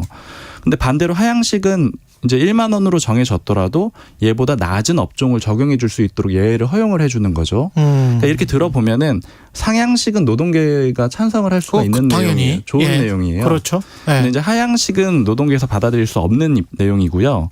근데 이제 경영계에서는 하향식을 원하지 않을까요? 맞습니다. 하향식을 원한다라고 어제 회의에서 답을 했다라고 합니다. 예. 그 논거가 뭡니까? 차등 적용을 해야 한다 말아야 한다. 일단 사용자 네. 예, 말씀하십시오. 그 사용자 쪽에서는 일률적으로 높이면은 수용성이 떨어진다. 그러니까 사측에 그 예를 들면 대표적으로 예로 드는 거는 이제 자영업자들이죠. 근로자 못지않게 어려운 분들이 있는데 요런 데는 다 받아들이기가 힘들다. 이런 논거를 대고 있고요. 반면에 이제 근로자 쪽에서는 더 낮은 업종은 오히려 낙인이 찍혀버리게 된다. 그리고 이제 최저임금의 목적이라는 게 일정 수준 이상의 생활을 유지하도록 해주는 건데 오히려 생활고를 악화시킬 수 있는 제도가 돼버리는 게 아니냐 이렇게 반박을 하고 있고요. 그 업종별. 그러면 뭐 지역별 뭐 이런 이야기도 또 할 수도 있겠네. 그렇죠. 사실 그래서 이제 정경련이나 경총 같은 경제단체에서는 이제 자료 같은 것들 계속 내면서 논거를 만들고 있는데 정경련 자료 하나 보니까 자영업자들 입장 조사한 게 있는데 이 최저임금에 대해서 과제를 어떤 걸 개선해야 되느냐 이렇게 물어봤더니 첫 번째 꼽은 게 이제 인상률 좀 낮춰야 된다. 그러니까 많이 올리면 안 된다라는 거고 두 번째가 말씀하신 대로 업종별하고 지역별로 차등 줘야 된다. 그러니까 지역별로 좀 다르게 해줘야 된다 이런 거고요. 또 근로자위원들 자료 보면은 OECD 회원국 중에 최저임금 제도를 차등해서 적용하는 나라가 그러니까 최저임금 제도 하는 나라가 30개국이고 차등해서 적용하는 나라가 19개다. 그러니까 해외에서도 많이 한다. 이런 논거를 들고 있는데 반면에 또 한국노총 자료도 봤거든요. 그랬더니 업종별로 이제 이렇게 차등 적용하는 게 유래 자체가 처음에 점차 넓혀왔던 거거든요. 그러니까 그런 과정에서 생겨났을 뿐이고 지금은 사문화됐다. 이게 첫 번째 논거고요. 두 번째로 이제 근로자 위원들이 제시한 자료 중에서 독일, 스위스 이런 나라들도 들어가 있는데 차등 적용하는 나라들이요. 근데 이런 데는 상향식이라는 거예요. 그러니까 이게 상향식? 그러니까 근로자 위원들이 말하는 이렇게 이제 더 낮추는 방식이 아니라 더 많이 주는 업종을 차등하는 그런 방식이다. 그러니까 다르다. 이렇게 좀 반박을 하고 있는 상황입니다. 원래 기본 베이스는 지금처럼 정하고 거기에 더 줄 수 있다. 더 줄 수 있는 업종을 차등한다라는 그런 의미가 다르다라는 거죠. 이렇게 좀 입장이 다릅니다. 예. 시한이 지금 최저임금 같은 경우는 시한이 있어요? 있습니다. 법적으로는 8월 5일까지 고시하도록 돼 있거든요. 8월 5일까지. 그래서 이제 7월 중순까지는 적어도 심의를 마쳐야 되고 사실은 뭐 장관 결재도 있고 여러 가지 과정들이 있거든요. 지금 시간적으로는 굉장히 좀 빡빡한 만만치 않은 그런 상태입니다. 그렇군요. 준이보리님이 편의점 사장보다 알바가 더 많이 벌어가는 상황입니다. 최저임금 올리면 자영업자 다 죽습니다. 이분이 뭐 과장하시는 게 아니고 저도 한번 취재를 해보니까 이런 경우가 진짜 꽤 있어요. 예, 실제로 편의점 사장이 그런 경우가 있고 반면에 4826님은 적정한 수준의 임금 보장하는 게 좋다고 봅니다. 최저임금 취지는 지켜줘야죠. 이렇게 말씀하셨습니다. 지금까지 경향신문 박순봉 기자였습니다. 고맙습니다. 감사합니다. 네.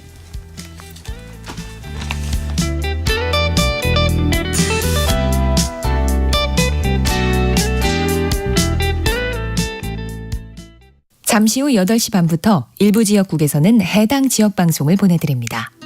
주위에서 이제 친구들이 홍사원의 경제쇼를 한번 들어봐라. 그래서 이제 용기가 생겨가지고 계좌도 개설하고 조금 이렇게 재미로도 하는데 많은 도움이 되고 있습니다. 그 출연진들을 어디서 이렇게 섭외를 하셨는지. 이런 경제 방송 중에서는 제일 믿을 수 있는 방송이 아닌가. 경제 방송은 뭐니 해도 홍사훈 기자님이 최고신 것 같아요. 오후 4시 5분 홍사훈의 경제쇼. 다른 정보만 전해드립니다. 진행은 서툴지만 내용은 알찹니다.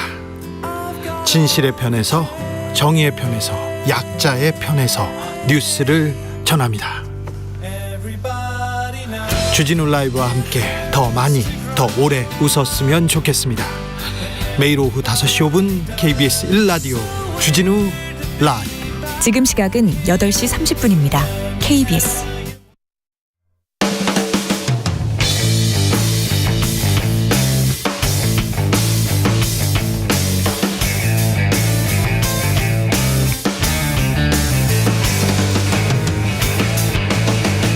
최경영의 최강 시사.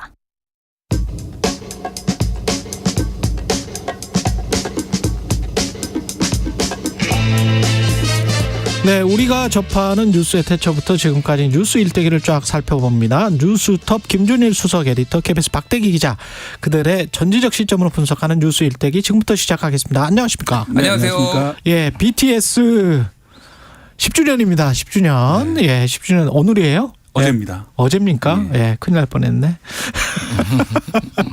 예, 방탄소년단 10주년 관련해서 오디오를 깜짝 놀라실 겁니다. 예, 방탄소년단 10주년 기념 오디오 한번 들어보겠습니다.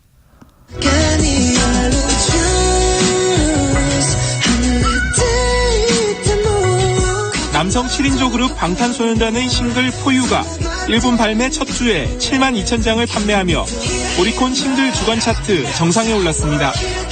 외국 힙합 그룹의 곡이 싱글 1위를 차지한 건 오리콘이 지난 2001년 장르별 순위를 집계한 이후 처음입니다.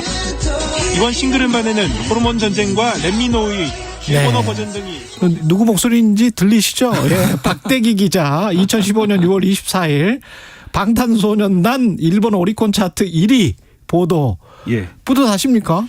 이게 사실 저도 그 보도 당시에는 몰랐는데 이후에 그 댓글을 달아주시는 팬분들의 그런 말씀으로는 공중파 뉴스에서 이 방탄소년단이 등장한 게 그때 처음이었다. 지상파에 최초의 보도를 했다. 예. 내가 아미 단독 보도한 사람이다. 박대기가 키웠네. 그거는 절대로 아니고요. 말씀 조심하셔야 되는데 절대로 아니고요. 큰일 난다 지금. 절대로 아니고요. 실력 있는 당연히 이제 그런 실력이 있는 밴드였는데 당시에 이제 우리나라에서는 그렇게까지 오리콘 차트 1위가 처음이었어요?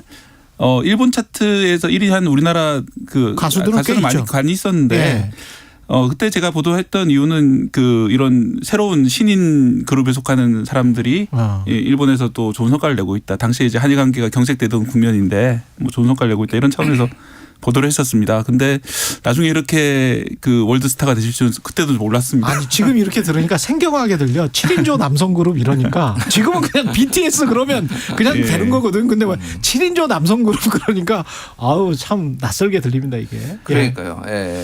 방탄소년단 지금은 사실은 BTS로 많이 부르는데 그쵸. 처음에는 또 방탄소년단이라고 나와서 뭘 방탄한다는 거지? 그러니까 뭐 이런 생각도 많이 했어요. 사실은. 저는 BTS가 방탄소년단이랑 같은 말인지를 사실 몰랐어요.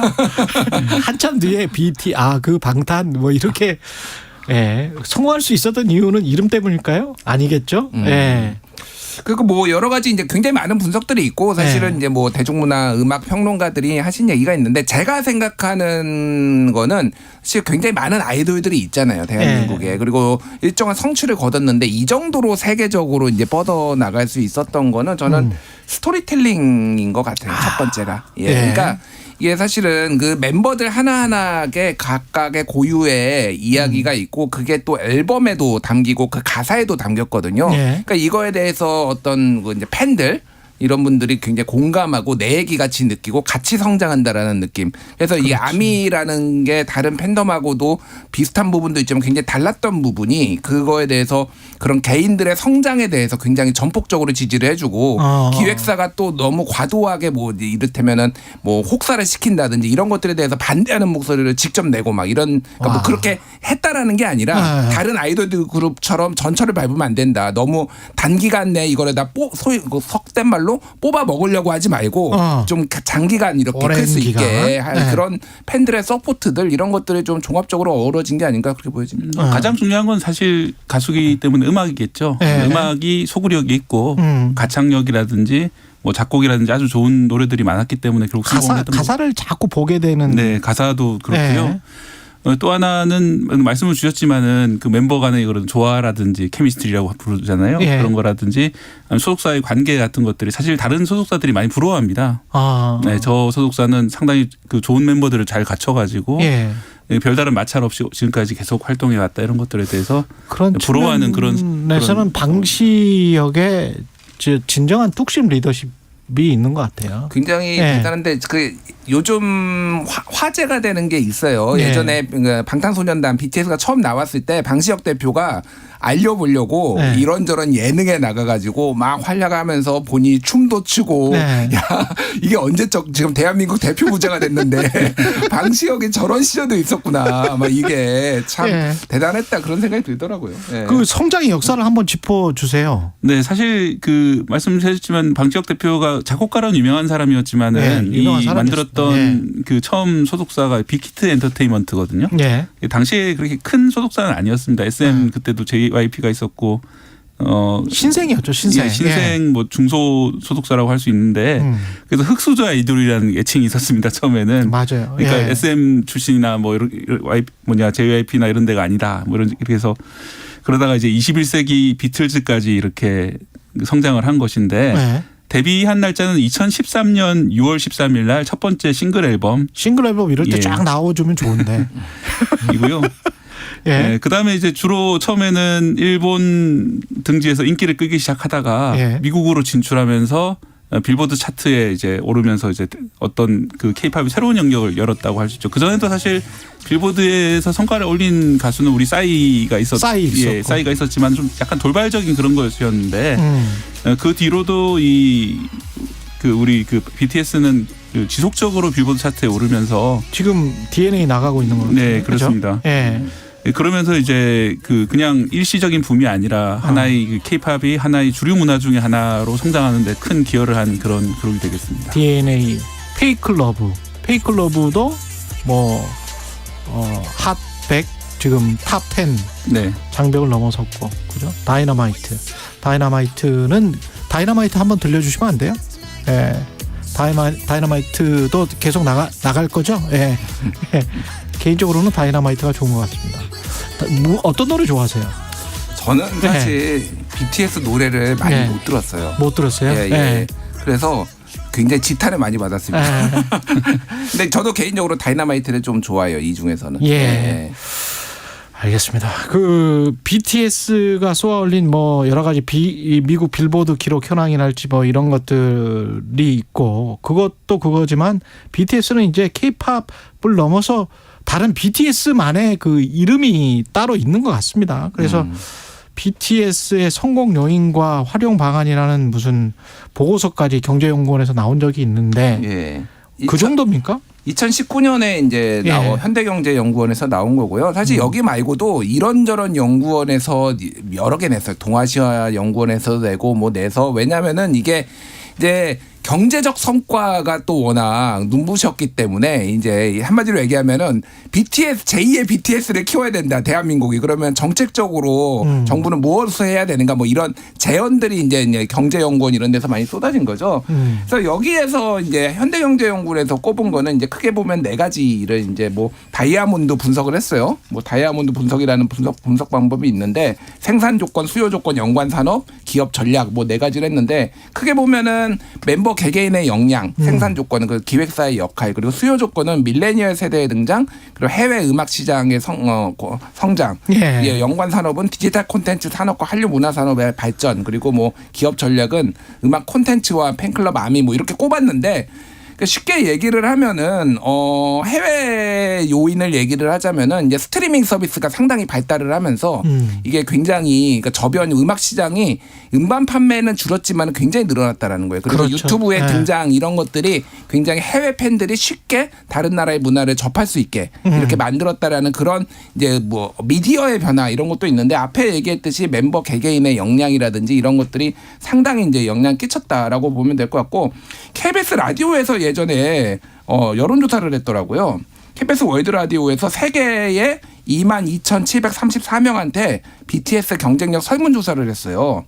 그런데 노래 가사가 30.07% 그리고 멤버들의 성격 26.9%, 안무 및 퍼포먼스가 18.7% 이런 순서대로 나왔어요. 그러니까 노래 가사가 굉장히 중요했다. 그리고 안무도 뭐 당연히 중요했다. 이런 그리고 개인의 캐릭터도 중요했다. 뭐 이런 것들이 성공 요인으로 뽑히고 있습니다.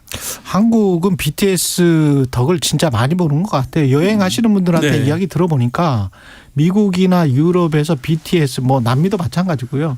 그냥 한국인이라고 하면 BTS를 무조건 물어볼 정도니까 이건 뭐 어느덧 레벨이 된 거죠. 지금 또 다른 수준. 10년 맞아가지고 서울에서 서울로 이제 와가지고 여러 이제 BTS 관련된 이른바 성지들 찾아다니시는 그 외국 관광객들 많으시고요. 그리고 이 막내 멤버가 정국인데. 그 부산 만덕동 출신이시거든요. 제가 강조드린 이유는 저도 이제 어릴 때 제 고향이 부산 만덕동. 부산 만덕동이에요? 만덕동인데요. 어버 키우셨나요? 아니, 이런 식으로 이제 지연을 강조를 하고 있습니다. 그런데 제 말씀은 부산에서 되게 조용한 동네, 한적한 동네예요. 아주 조용한 그런 그 주택가인데 저희 동네에 제가 보던 그 동네 식당이 그 세계적인 관광 명소화되고 돼버렸어요. 네, 그리고 저희 동네 뒷산에 이제 병풍암이라고 이제 조그만 암자가 있는데요. 거기까지도 그 외국 잡지에서 잡지를 취재를 하러 왔고 외국 관광객도 많이 몰리고 있다 이제 뉴스를 봤는데요. 참 이게 그 사실 문화산업이라는 게 이런 식으로 파급력이 참 크구나. 우리가 다시 한번 느꼈습니다. 근데 진짜 BTS가 그 선한 영향력을 주고 있다 이런 말을 많이 하잖아요. 근데 요거 하나만 좀 지적하고 싶은데 그 성지라고 해가지고 돌아다니고 그쪽 주변에 이제 음식 먹고 뭐 전 세계에서 몰려와서 이러는데 제발 좀 그 K 바가지라는 말이 안 나오게끔 그 호텔이든 모텔이든 뭐 주변의 식당이든 너무 심하다고 지금 그런 이야기를 좀 들었어요. 그건 아니지. 만덕동은 그렇지 않을 겁니다. 부산 만덕동으로 그러면 자주 가시든지. 근데 뭔가 좀 문제가 많다 이런 이야기들이 인터넷에 올라오고 있는데 이건 좀 살펴봐야 될 것 같습니다. 그럼요. 이 부분은 자정도 필요하고 정부에서도 좀 일정 정도 계도 단속까지는 몰라도 계도를 좀 할애해서 이런 것들이 그 길게 보고 사실 오래 가야 되거든. 오래 가야 되거든요. 다음에 안 와요. 그러면. 그러니까요. 다음에 계속 와야 되는데. 근데 아까 제가 선한 영향력 이야기했습니다만 그 메시지가 있지 않습니까? 가사에. 이게 적절한 비유인지는 모르겠으나 제가 제가 문화적 충격을 받았던 거는 서태지와 아이들이었거든요. 그렇죠. 서태지와 아이들이 다른 그러니까 아이돌의 시작이었고 다른 그룹하고 달랐던 게 굉장히 이 가사에서 굉장히 다른 뭐 이를테면은 뭐 컴백홈이라든지 막 이런 것들이 있잖아요. 그러니까 BTS도 그래서 좀 잘 되는 것 같고 오래 가는 것 같아요. 그런 부분에 있어서 본인들이 또 지속적으로 평화에 대한 메시지 이런 것들을 내고 뭐 유엔에서 활동을 한다든지 코로나 때 어려웠던 사람들한테 또 희망을 주는 뭐 노래라든지 이런 활동들을 하는 것이 이게 또 팬들한테는 또 굉장한 자부심을 주거든요. 내가 이 그룹을 지지하고 응원하는 것이 세계 평화에도 기여하고 여러 가지로 큰 도움이 된다. 이런 것들이 굉장히 크게 좀 선순환 구조로 이렇게 만든 좋은 이런 환경을 만드는 것 같아요. 그리고 색도 이 보라해라는 이야기가 있잖아요. 방탄소년단하고 아미 사이에. 근데 이 보라색을 상징적으로 넣었다는 게 이 퍼플이 가지고 있는 사실 현대사적 의미가 있기 때문에 자유랄지 무지개의 색이랄지 개방된 사회랄지 선진사회 우리가 그 자유로운 사회 그야말로 그런 어떤 해방감 같은 거를 주는 측면도 있는 것 같고 좀 BTS는 좀 다른 것 같습니다. 그런 측면에서. 네. 그런 단순한 이제 음악인이라기보다는 아티스트로서의 자의식 같은 것들이 있기 때문에 맞습니다. 다른 것이고 또 하나 말씀드릴 것은 이것은 물론 이제 세계 음악계의 흐름을 이은 거기도 하지만은 우리나라의 어떤 그 문화적 전통의 연속이기도 해요. 예를 들어서 그 방시혁 씨는 유지아 음악제 출신이거든요. 우리나라의 대표적인 그 싱어송라이터셨죠. 예. 예, 그런 어떤 그 우리나라의 80년대, 70년대 이어지는 어떤 새로운 음악에 대한 그런 열망 이런 것들의 전통을 이어가는 차원에서 예, 저는 이게 성공이 있었다고 생각하고요. 그런 의미에서 물론 이런 아이돌의 성공도 참 대단한 것이지만은 그 외의 다른 음악들로도 좀 더 많이 진출해야 되지 않을까 세계 무대에 그런 기회들이 많이 주어졌으면 좋겠습니다. 마지막으로 김준일 대표. 예. 그 K-팝이라고 K라는 수식어가 지겹지 않냐 스페인 언론과의 인터뷰에서 K는 품질 보장 라벨이다 이런 얘기를 했었어요. 저는 이거에 보고 굉장한 큰 뿌듯함을 느꼈어요. 그러니까 이런 노력들이 좀 있어야 되고 그런 K가 자부심이 될 수 있도록 대중문화 관계자들도 팬들도 같이 노력을 해야 되지 않을까. 뭐 속된 말로 국뽕이 좀 차올랐습니다. 이 국뽕을 유지할 수 있도록 좀 노력해 주셨으면 좋을 것 같아요. 가슴이 벅차오릅니다. 예. 뉴스톱 김준일 수석 에디터 KBS 박대기 기자였는데 제가 까먹은 게 있습니다. 박대기 기자가 낮 12시 20분부터 방송되는 KBS 1라디오 최영일의 시사본부 1일 하루 진행을 오늘 하시죠? 네, 오늘 하루만입니다. 예. 많이 응원해 주시고 지금 저 떨린다고 하니까요. 많이 응원해 주십시오. 예, 고맙습니다. 감사합니다. 예, KBS 1라디오 최경영의 최강시사 듣고 계신 지금 시각 8시 45분입니다. 네, 수요일 출근길 상황입니다. 먼저 경부고속도로 서울 방향은 양산부터 정체고요. 기흥에서 기흥까지 밀리고 있습니다. 수원 부근에서도 짧게 막히다가 달래내 고개에서 반포까지는 10km 넘는 정체 보입니다. 반대 부산 쪽입니다. 한남에서 서초까지 천천히 가고요. 죽전에서 수원까지 밀리고 있습니다. 남사 진위 부근에서 남사까지 정체 이어지고요. 서울 양양고속도로 내촌 부근에서는 안개가 자욱해서 사고 위험이 크니까요. 각별히 주의하셔야겠고요. 반대 서울 쪽으로는 동홍천 부근 2차로에서는 도로 보수 작업을 하고 있습니다. 한편 서해안고속도로 서울 방향은 광명역에서 금천까지 속도 내려갑니다. 반대 목포 쪽으로는 금천 부근에서 막히다가 비봉에서 팔탄분기점까지 막히고 있습니다. 출근길에 사고 나지 않도록 앞차와의 여유 공간은 넉넉하게 두시기 바랍니다. KBS 교통정보센터에서 정현정입니다.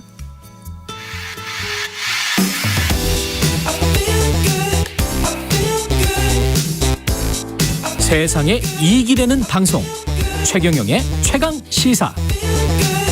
네, 전장현이 서울시에서 받은 보조금을 출근길 지하철 시위, 불법 시위에 썼다는 의혹에 대해서 경찰이 본격적인 수사에 착수했는데요. 전장현은 어제 정부와 서울시에서 단 1원의 보조금도 받지 않았다.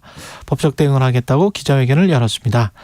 박경석 전장현 대표 직접 스튜디오에 나와주셨습니다. 안녕하세요. 네, 안녕하십니까. 반갑습니다. 단 1원의 보조금도 받지 않았다. 네네. 예, 이게 어떤 의미인가요? 전국장애인 차별철폐연대는 임의단체입니다. 임의단체. 임의단체라는 것은 시민단체 중에 임의단체가 있고 그리고 비영리 민간단체가 있고요. 그렇죠. 그리고 법적으로 등록하는 법인단체가 있습니다. 있고. 그런 것들이 있는데 저희는 임의단체고요. 저희가 임의단체를 하는 이유는 정부로부터 어떠한 보조금이나 사업비를 받지 않기 위한 조치로서의 저희의 정체성이 있습니다. 그런데 거기다가 받았다고 하시니 참 팩트 자체가 틀렸다. 받으려고 생각도 없는 단체에게 받았다고 이렇게 허위 사실을 유포하고 계시니 그러니까 참 왜 이렇게 전장현은 받지 않았다. 네네. 그러면 전장현이 뭐의 준말입니까? 전국장애인 차별철폐연대. 전국장애인 차별철폐연대거든요. 예, 준말이에요. 예, 전국장애인 차별철폐연대인데 예. 그러면 전국장애인 차별철폐연대에 협력 단체들이 있습니까? 그렇죠. 소속 단체 회원이죠. 저희는 개인 회원이 있고 그리고 단체 회원이 있습니다. 개인 회원이 있고 단체 회원이 있고 이렇게 있습니다. 그리고 그러면 그 회원 단체인 곳에서 거기에서 정부 보조금 받은 적은 있습니까? 많이 받고 있죠. 왜냐하면 거기에서. 그 회원 단체는 자기의 목적하는 바로서의 자기 정체성이 있습니다. 예를 들어서 장애인 자립생활센터가 있어요. 거기는 장애인 복지법에서 규정한 단체고요. 그렇죠. 그리고 거기에 따라서 국가 보조금을 주도록 법적으로 정해져 있습니다. 그러면 그 사업비를 받는 거예요. 그래서 그 사업을 하는 곳입니다. 그렇군요. 그런데 그것을 전장현이 받았다 이렇게 이야기하면 매우 곤란하고요. 그리고 그 예를 하나 좀 들어볼게요. 저희가 이 유엔장애인 권리협약 아십니까? 그 유엔장애인 권리협약 아십니까? 거기에 장애인들은 시설이 아니라 지역에서 살도록 이렇게 탈시설을 권고하고 있습니다. 대한민국 그렇죠. 정부에. 그런데 그 탈시설 용어조차도 반대하는 이러한 한국장애인 복지시설협회가 있어요. 거기는 민법 32조에 따라서 법으로 규정한 단체인데요. 회원단체가 900개가 넘습니다. 거기에 이제 대략 그 900개가 넘는 그 회원단체에 국고 9천억이 들어갑니다. 그런데 거기에는 국고 9천억이 들어가죠. 그런데 제가 만약에 하태경 의원의 논리대로 이야기하면 전장현 회원단체가 그렇게 받았다. 자, 한국장애인 복지시설협회에 900여 개의 단체가 받았다라는 이런 거 아닙니까? 그래서 그것을 불법으로 이용했다. 이런 것으로 이제 이야기하고 있는 거거든요.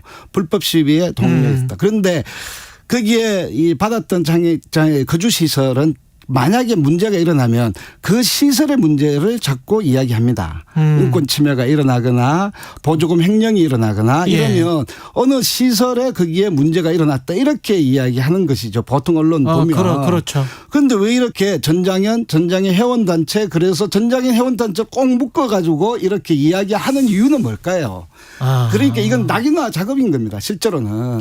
그러면 과거에 뭐 삼성이나 LG나 현대차가 전국 경제인연합회에 소속이 돼 있던 기업이잖아요. 그렇죠. 근데 삼성이나 LG나 뭐 현대차에서 뭐 나쁜 일이 있었다. 그럼 그게 나쁘다고 하는 거죠. 거기가 나쁘다고 해야 되는데 왜 정경련을 나쁘다고 하느냐. 뭐 지금 이런 논리를 말씀하시죠. 그거하고 비슷한 겁니다. 그런데 한국지체장애인협회가 또 있어요. 거기에 보면 윤석열 대통령을 공식적으로 후보 때 지지한 단체입니다.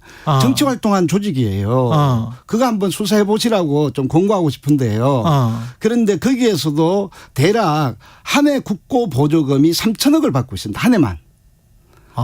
그런데 거기에는 지회 거기에서 일어나는 수많은 인권 침해가 있고요. 그리고 거기에 단체장들이 뉴스에 뜨면요. 수억 원을 해먹었다 이런 것이 있어요. 왜 거기에 대해서는 이런 망고하지 않고. 대선 때 윤석열 후보를 지지했던 공식적으로. 그런 단체의 연합회에 관해서는 이야기를 하지 않고. 거기는 지회 관계이기 때문에 인사권과 그리고 또 거기에 예산의 감독권들이 다 있는 곳입니다. 그런데 그 지부에서 일어났던 이런 모든 횡령, 비리, 인권 침해 얼마 전에도 거기에 소속 단체의 대표가 또 구속되기도 했어요. 이 문제에 대해서는 보조금 중단을 왜 안 하시는지요? 이런 이야기를 같이 해야지 이거는 공평하다고 생각합니다. 공정하다고 생각하는데요. 그런데 전장현은 1원도 받지 않는 임의단체로서의 자기의 정체성을 가지고 있고 그리고 전장현은요. 우리 회원단체들에게 이렇게 이야기합니다. 우리는 사업을 지원하기 위한 단체가 아닙니다. 단지 장애인의 차별에 같이 함께 맞서기 위해서 투쟁하기 위해서 우리에게 함께 해 주십시오. 이렇게 이야기하고 있거든요. 그런데 그것을 마치 받은 것처럼 보이게 만들 거 아닙니까? 지금 박경석 대표가 말씀하시는 걸 잘 이해를 못 하시는 분들도 있을 것 같아서 제가 부연 설명을 해드리면 국민의힘 시민단체 선진화 특위에서 문제를 제기한 게 국가로부터 보조금을 받고 그리고 불법 집회를 주도한 거 아니냐. 첫 번째. 그다음에 두 번째는 고 전장애인 협력단체 중에서 전국 장애인 부모연대라는 게 있는데 이쪽에서 노골적으로 민주당을 지지하는 조직적 선거운동을 벌렸다. 그렇기 때문에 이거는 보조금 유용이다. 선거법 위반이다. 선거법 위반이다. 이 두 문제에 관해서 지금 나름의 답변을 하신 거잖아요. 맞습니다. 그래서 왜 다른 단체들 윤석열 후보를 지지했던 다른 지체인 장애인 단체에 관해서는 아무런 지적을 하지 않느냐. 공평하지 않다. 공정하지 않다. 그러니까 이게 좌표 찍고 낙인하는 거고 거기에 전장현을 이렇게 이야기하고 있다라고 생각합니다. 이게 슬픈 현실이에요. 어떻게 보면. 그러면 완전히 이제 정치적으로 우리를 낙인 찍어서 그 정치 뭐 정당이니까 정치적인 집단이겠죠. 그렇죠. 오히려 정치적인 집단이 우리 같은 시민단체를 낙인 찍어서 정치적 집단으로 매도하려고 하는 어떤 의도다. 예. 그렇게 충분히 보여지고 있습니다. 그렇게 충분히 보여지고 있다. 예. 거기에 대해서 하태경 의원은 답변을 하셔야지 좋을 것 같아요. 그 불법 집회와 관련해서는 돈을 불법 집회하라고 쓴 거는 아니지 않느냐. 국민의힘은 그렇게 이야기하고 있지 않습니까? 국민의힘이 사법부입니까? 판사입니까? 그렇잖아요. 자기들이 불법 집회라고 이미 판사처럼 판결했어요. 저희가 거기 지적하고 있는 권리중심 일자리들에 대한 이야기가 있습니다. 그들이 참여했던 어떠한 권리 옹호 활동, 캠페인 활동이 전혀 이제 법적으로도 불법이라고 판정받은 사실이 없습니다. 그런데 왜 자기들이 불법이라고 먼저 규정해 놓고 있습니까? 두 번째는 캠페인과 집회와 시위, 그렇게 집회와 시위와 캠페인을 구분해서 이렇게 캠페인을 집회와 시위로 이렇게 매도했다 이렇게 이야기를 하고 있습니다. 그러니까 우리가 한 거는 캠페인이다.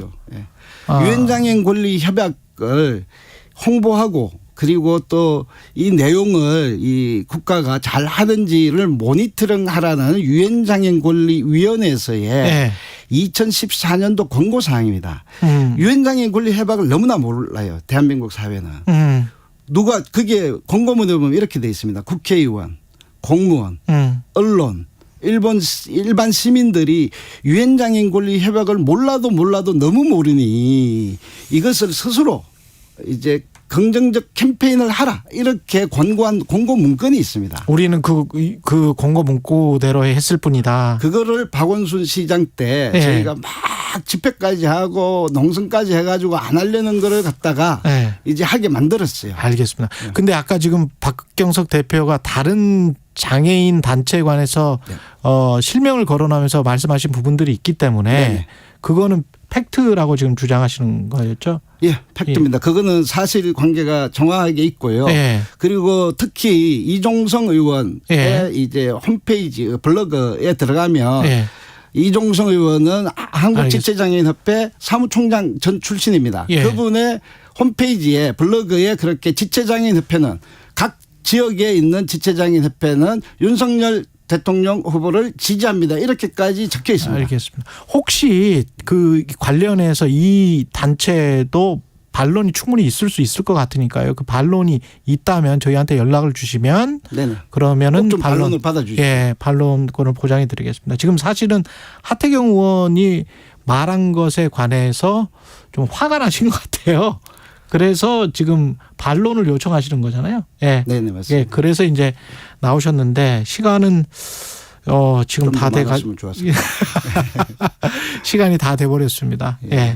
여기까지 듣겠고요. 전장현의 박경석 대표였습니다. 고맙습니다. 네, 감사합니다. 6월 14일 수요일 KBS 1라디오 최경영의 최강시사였습니다. 고맙습니다.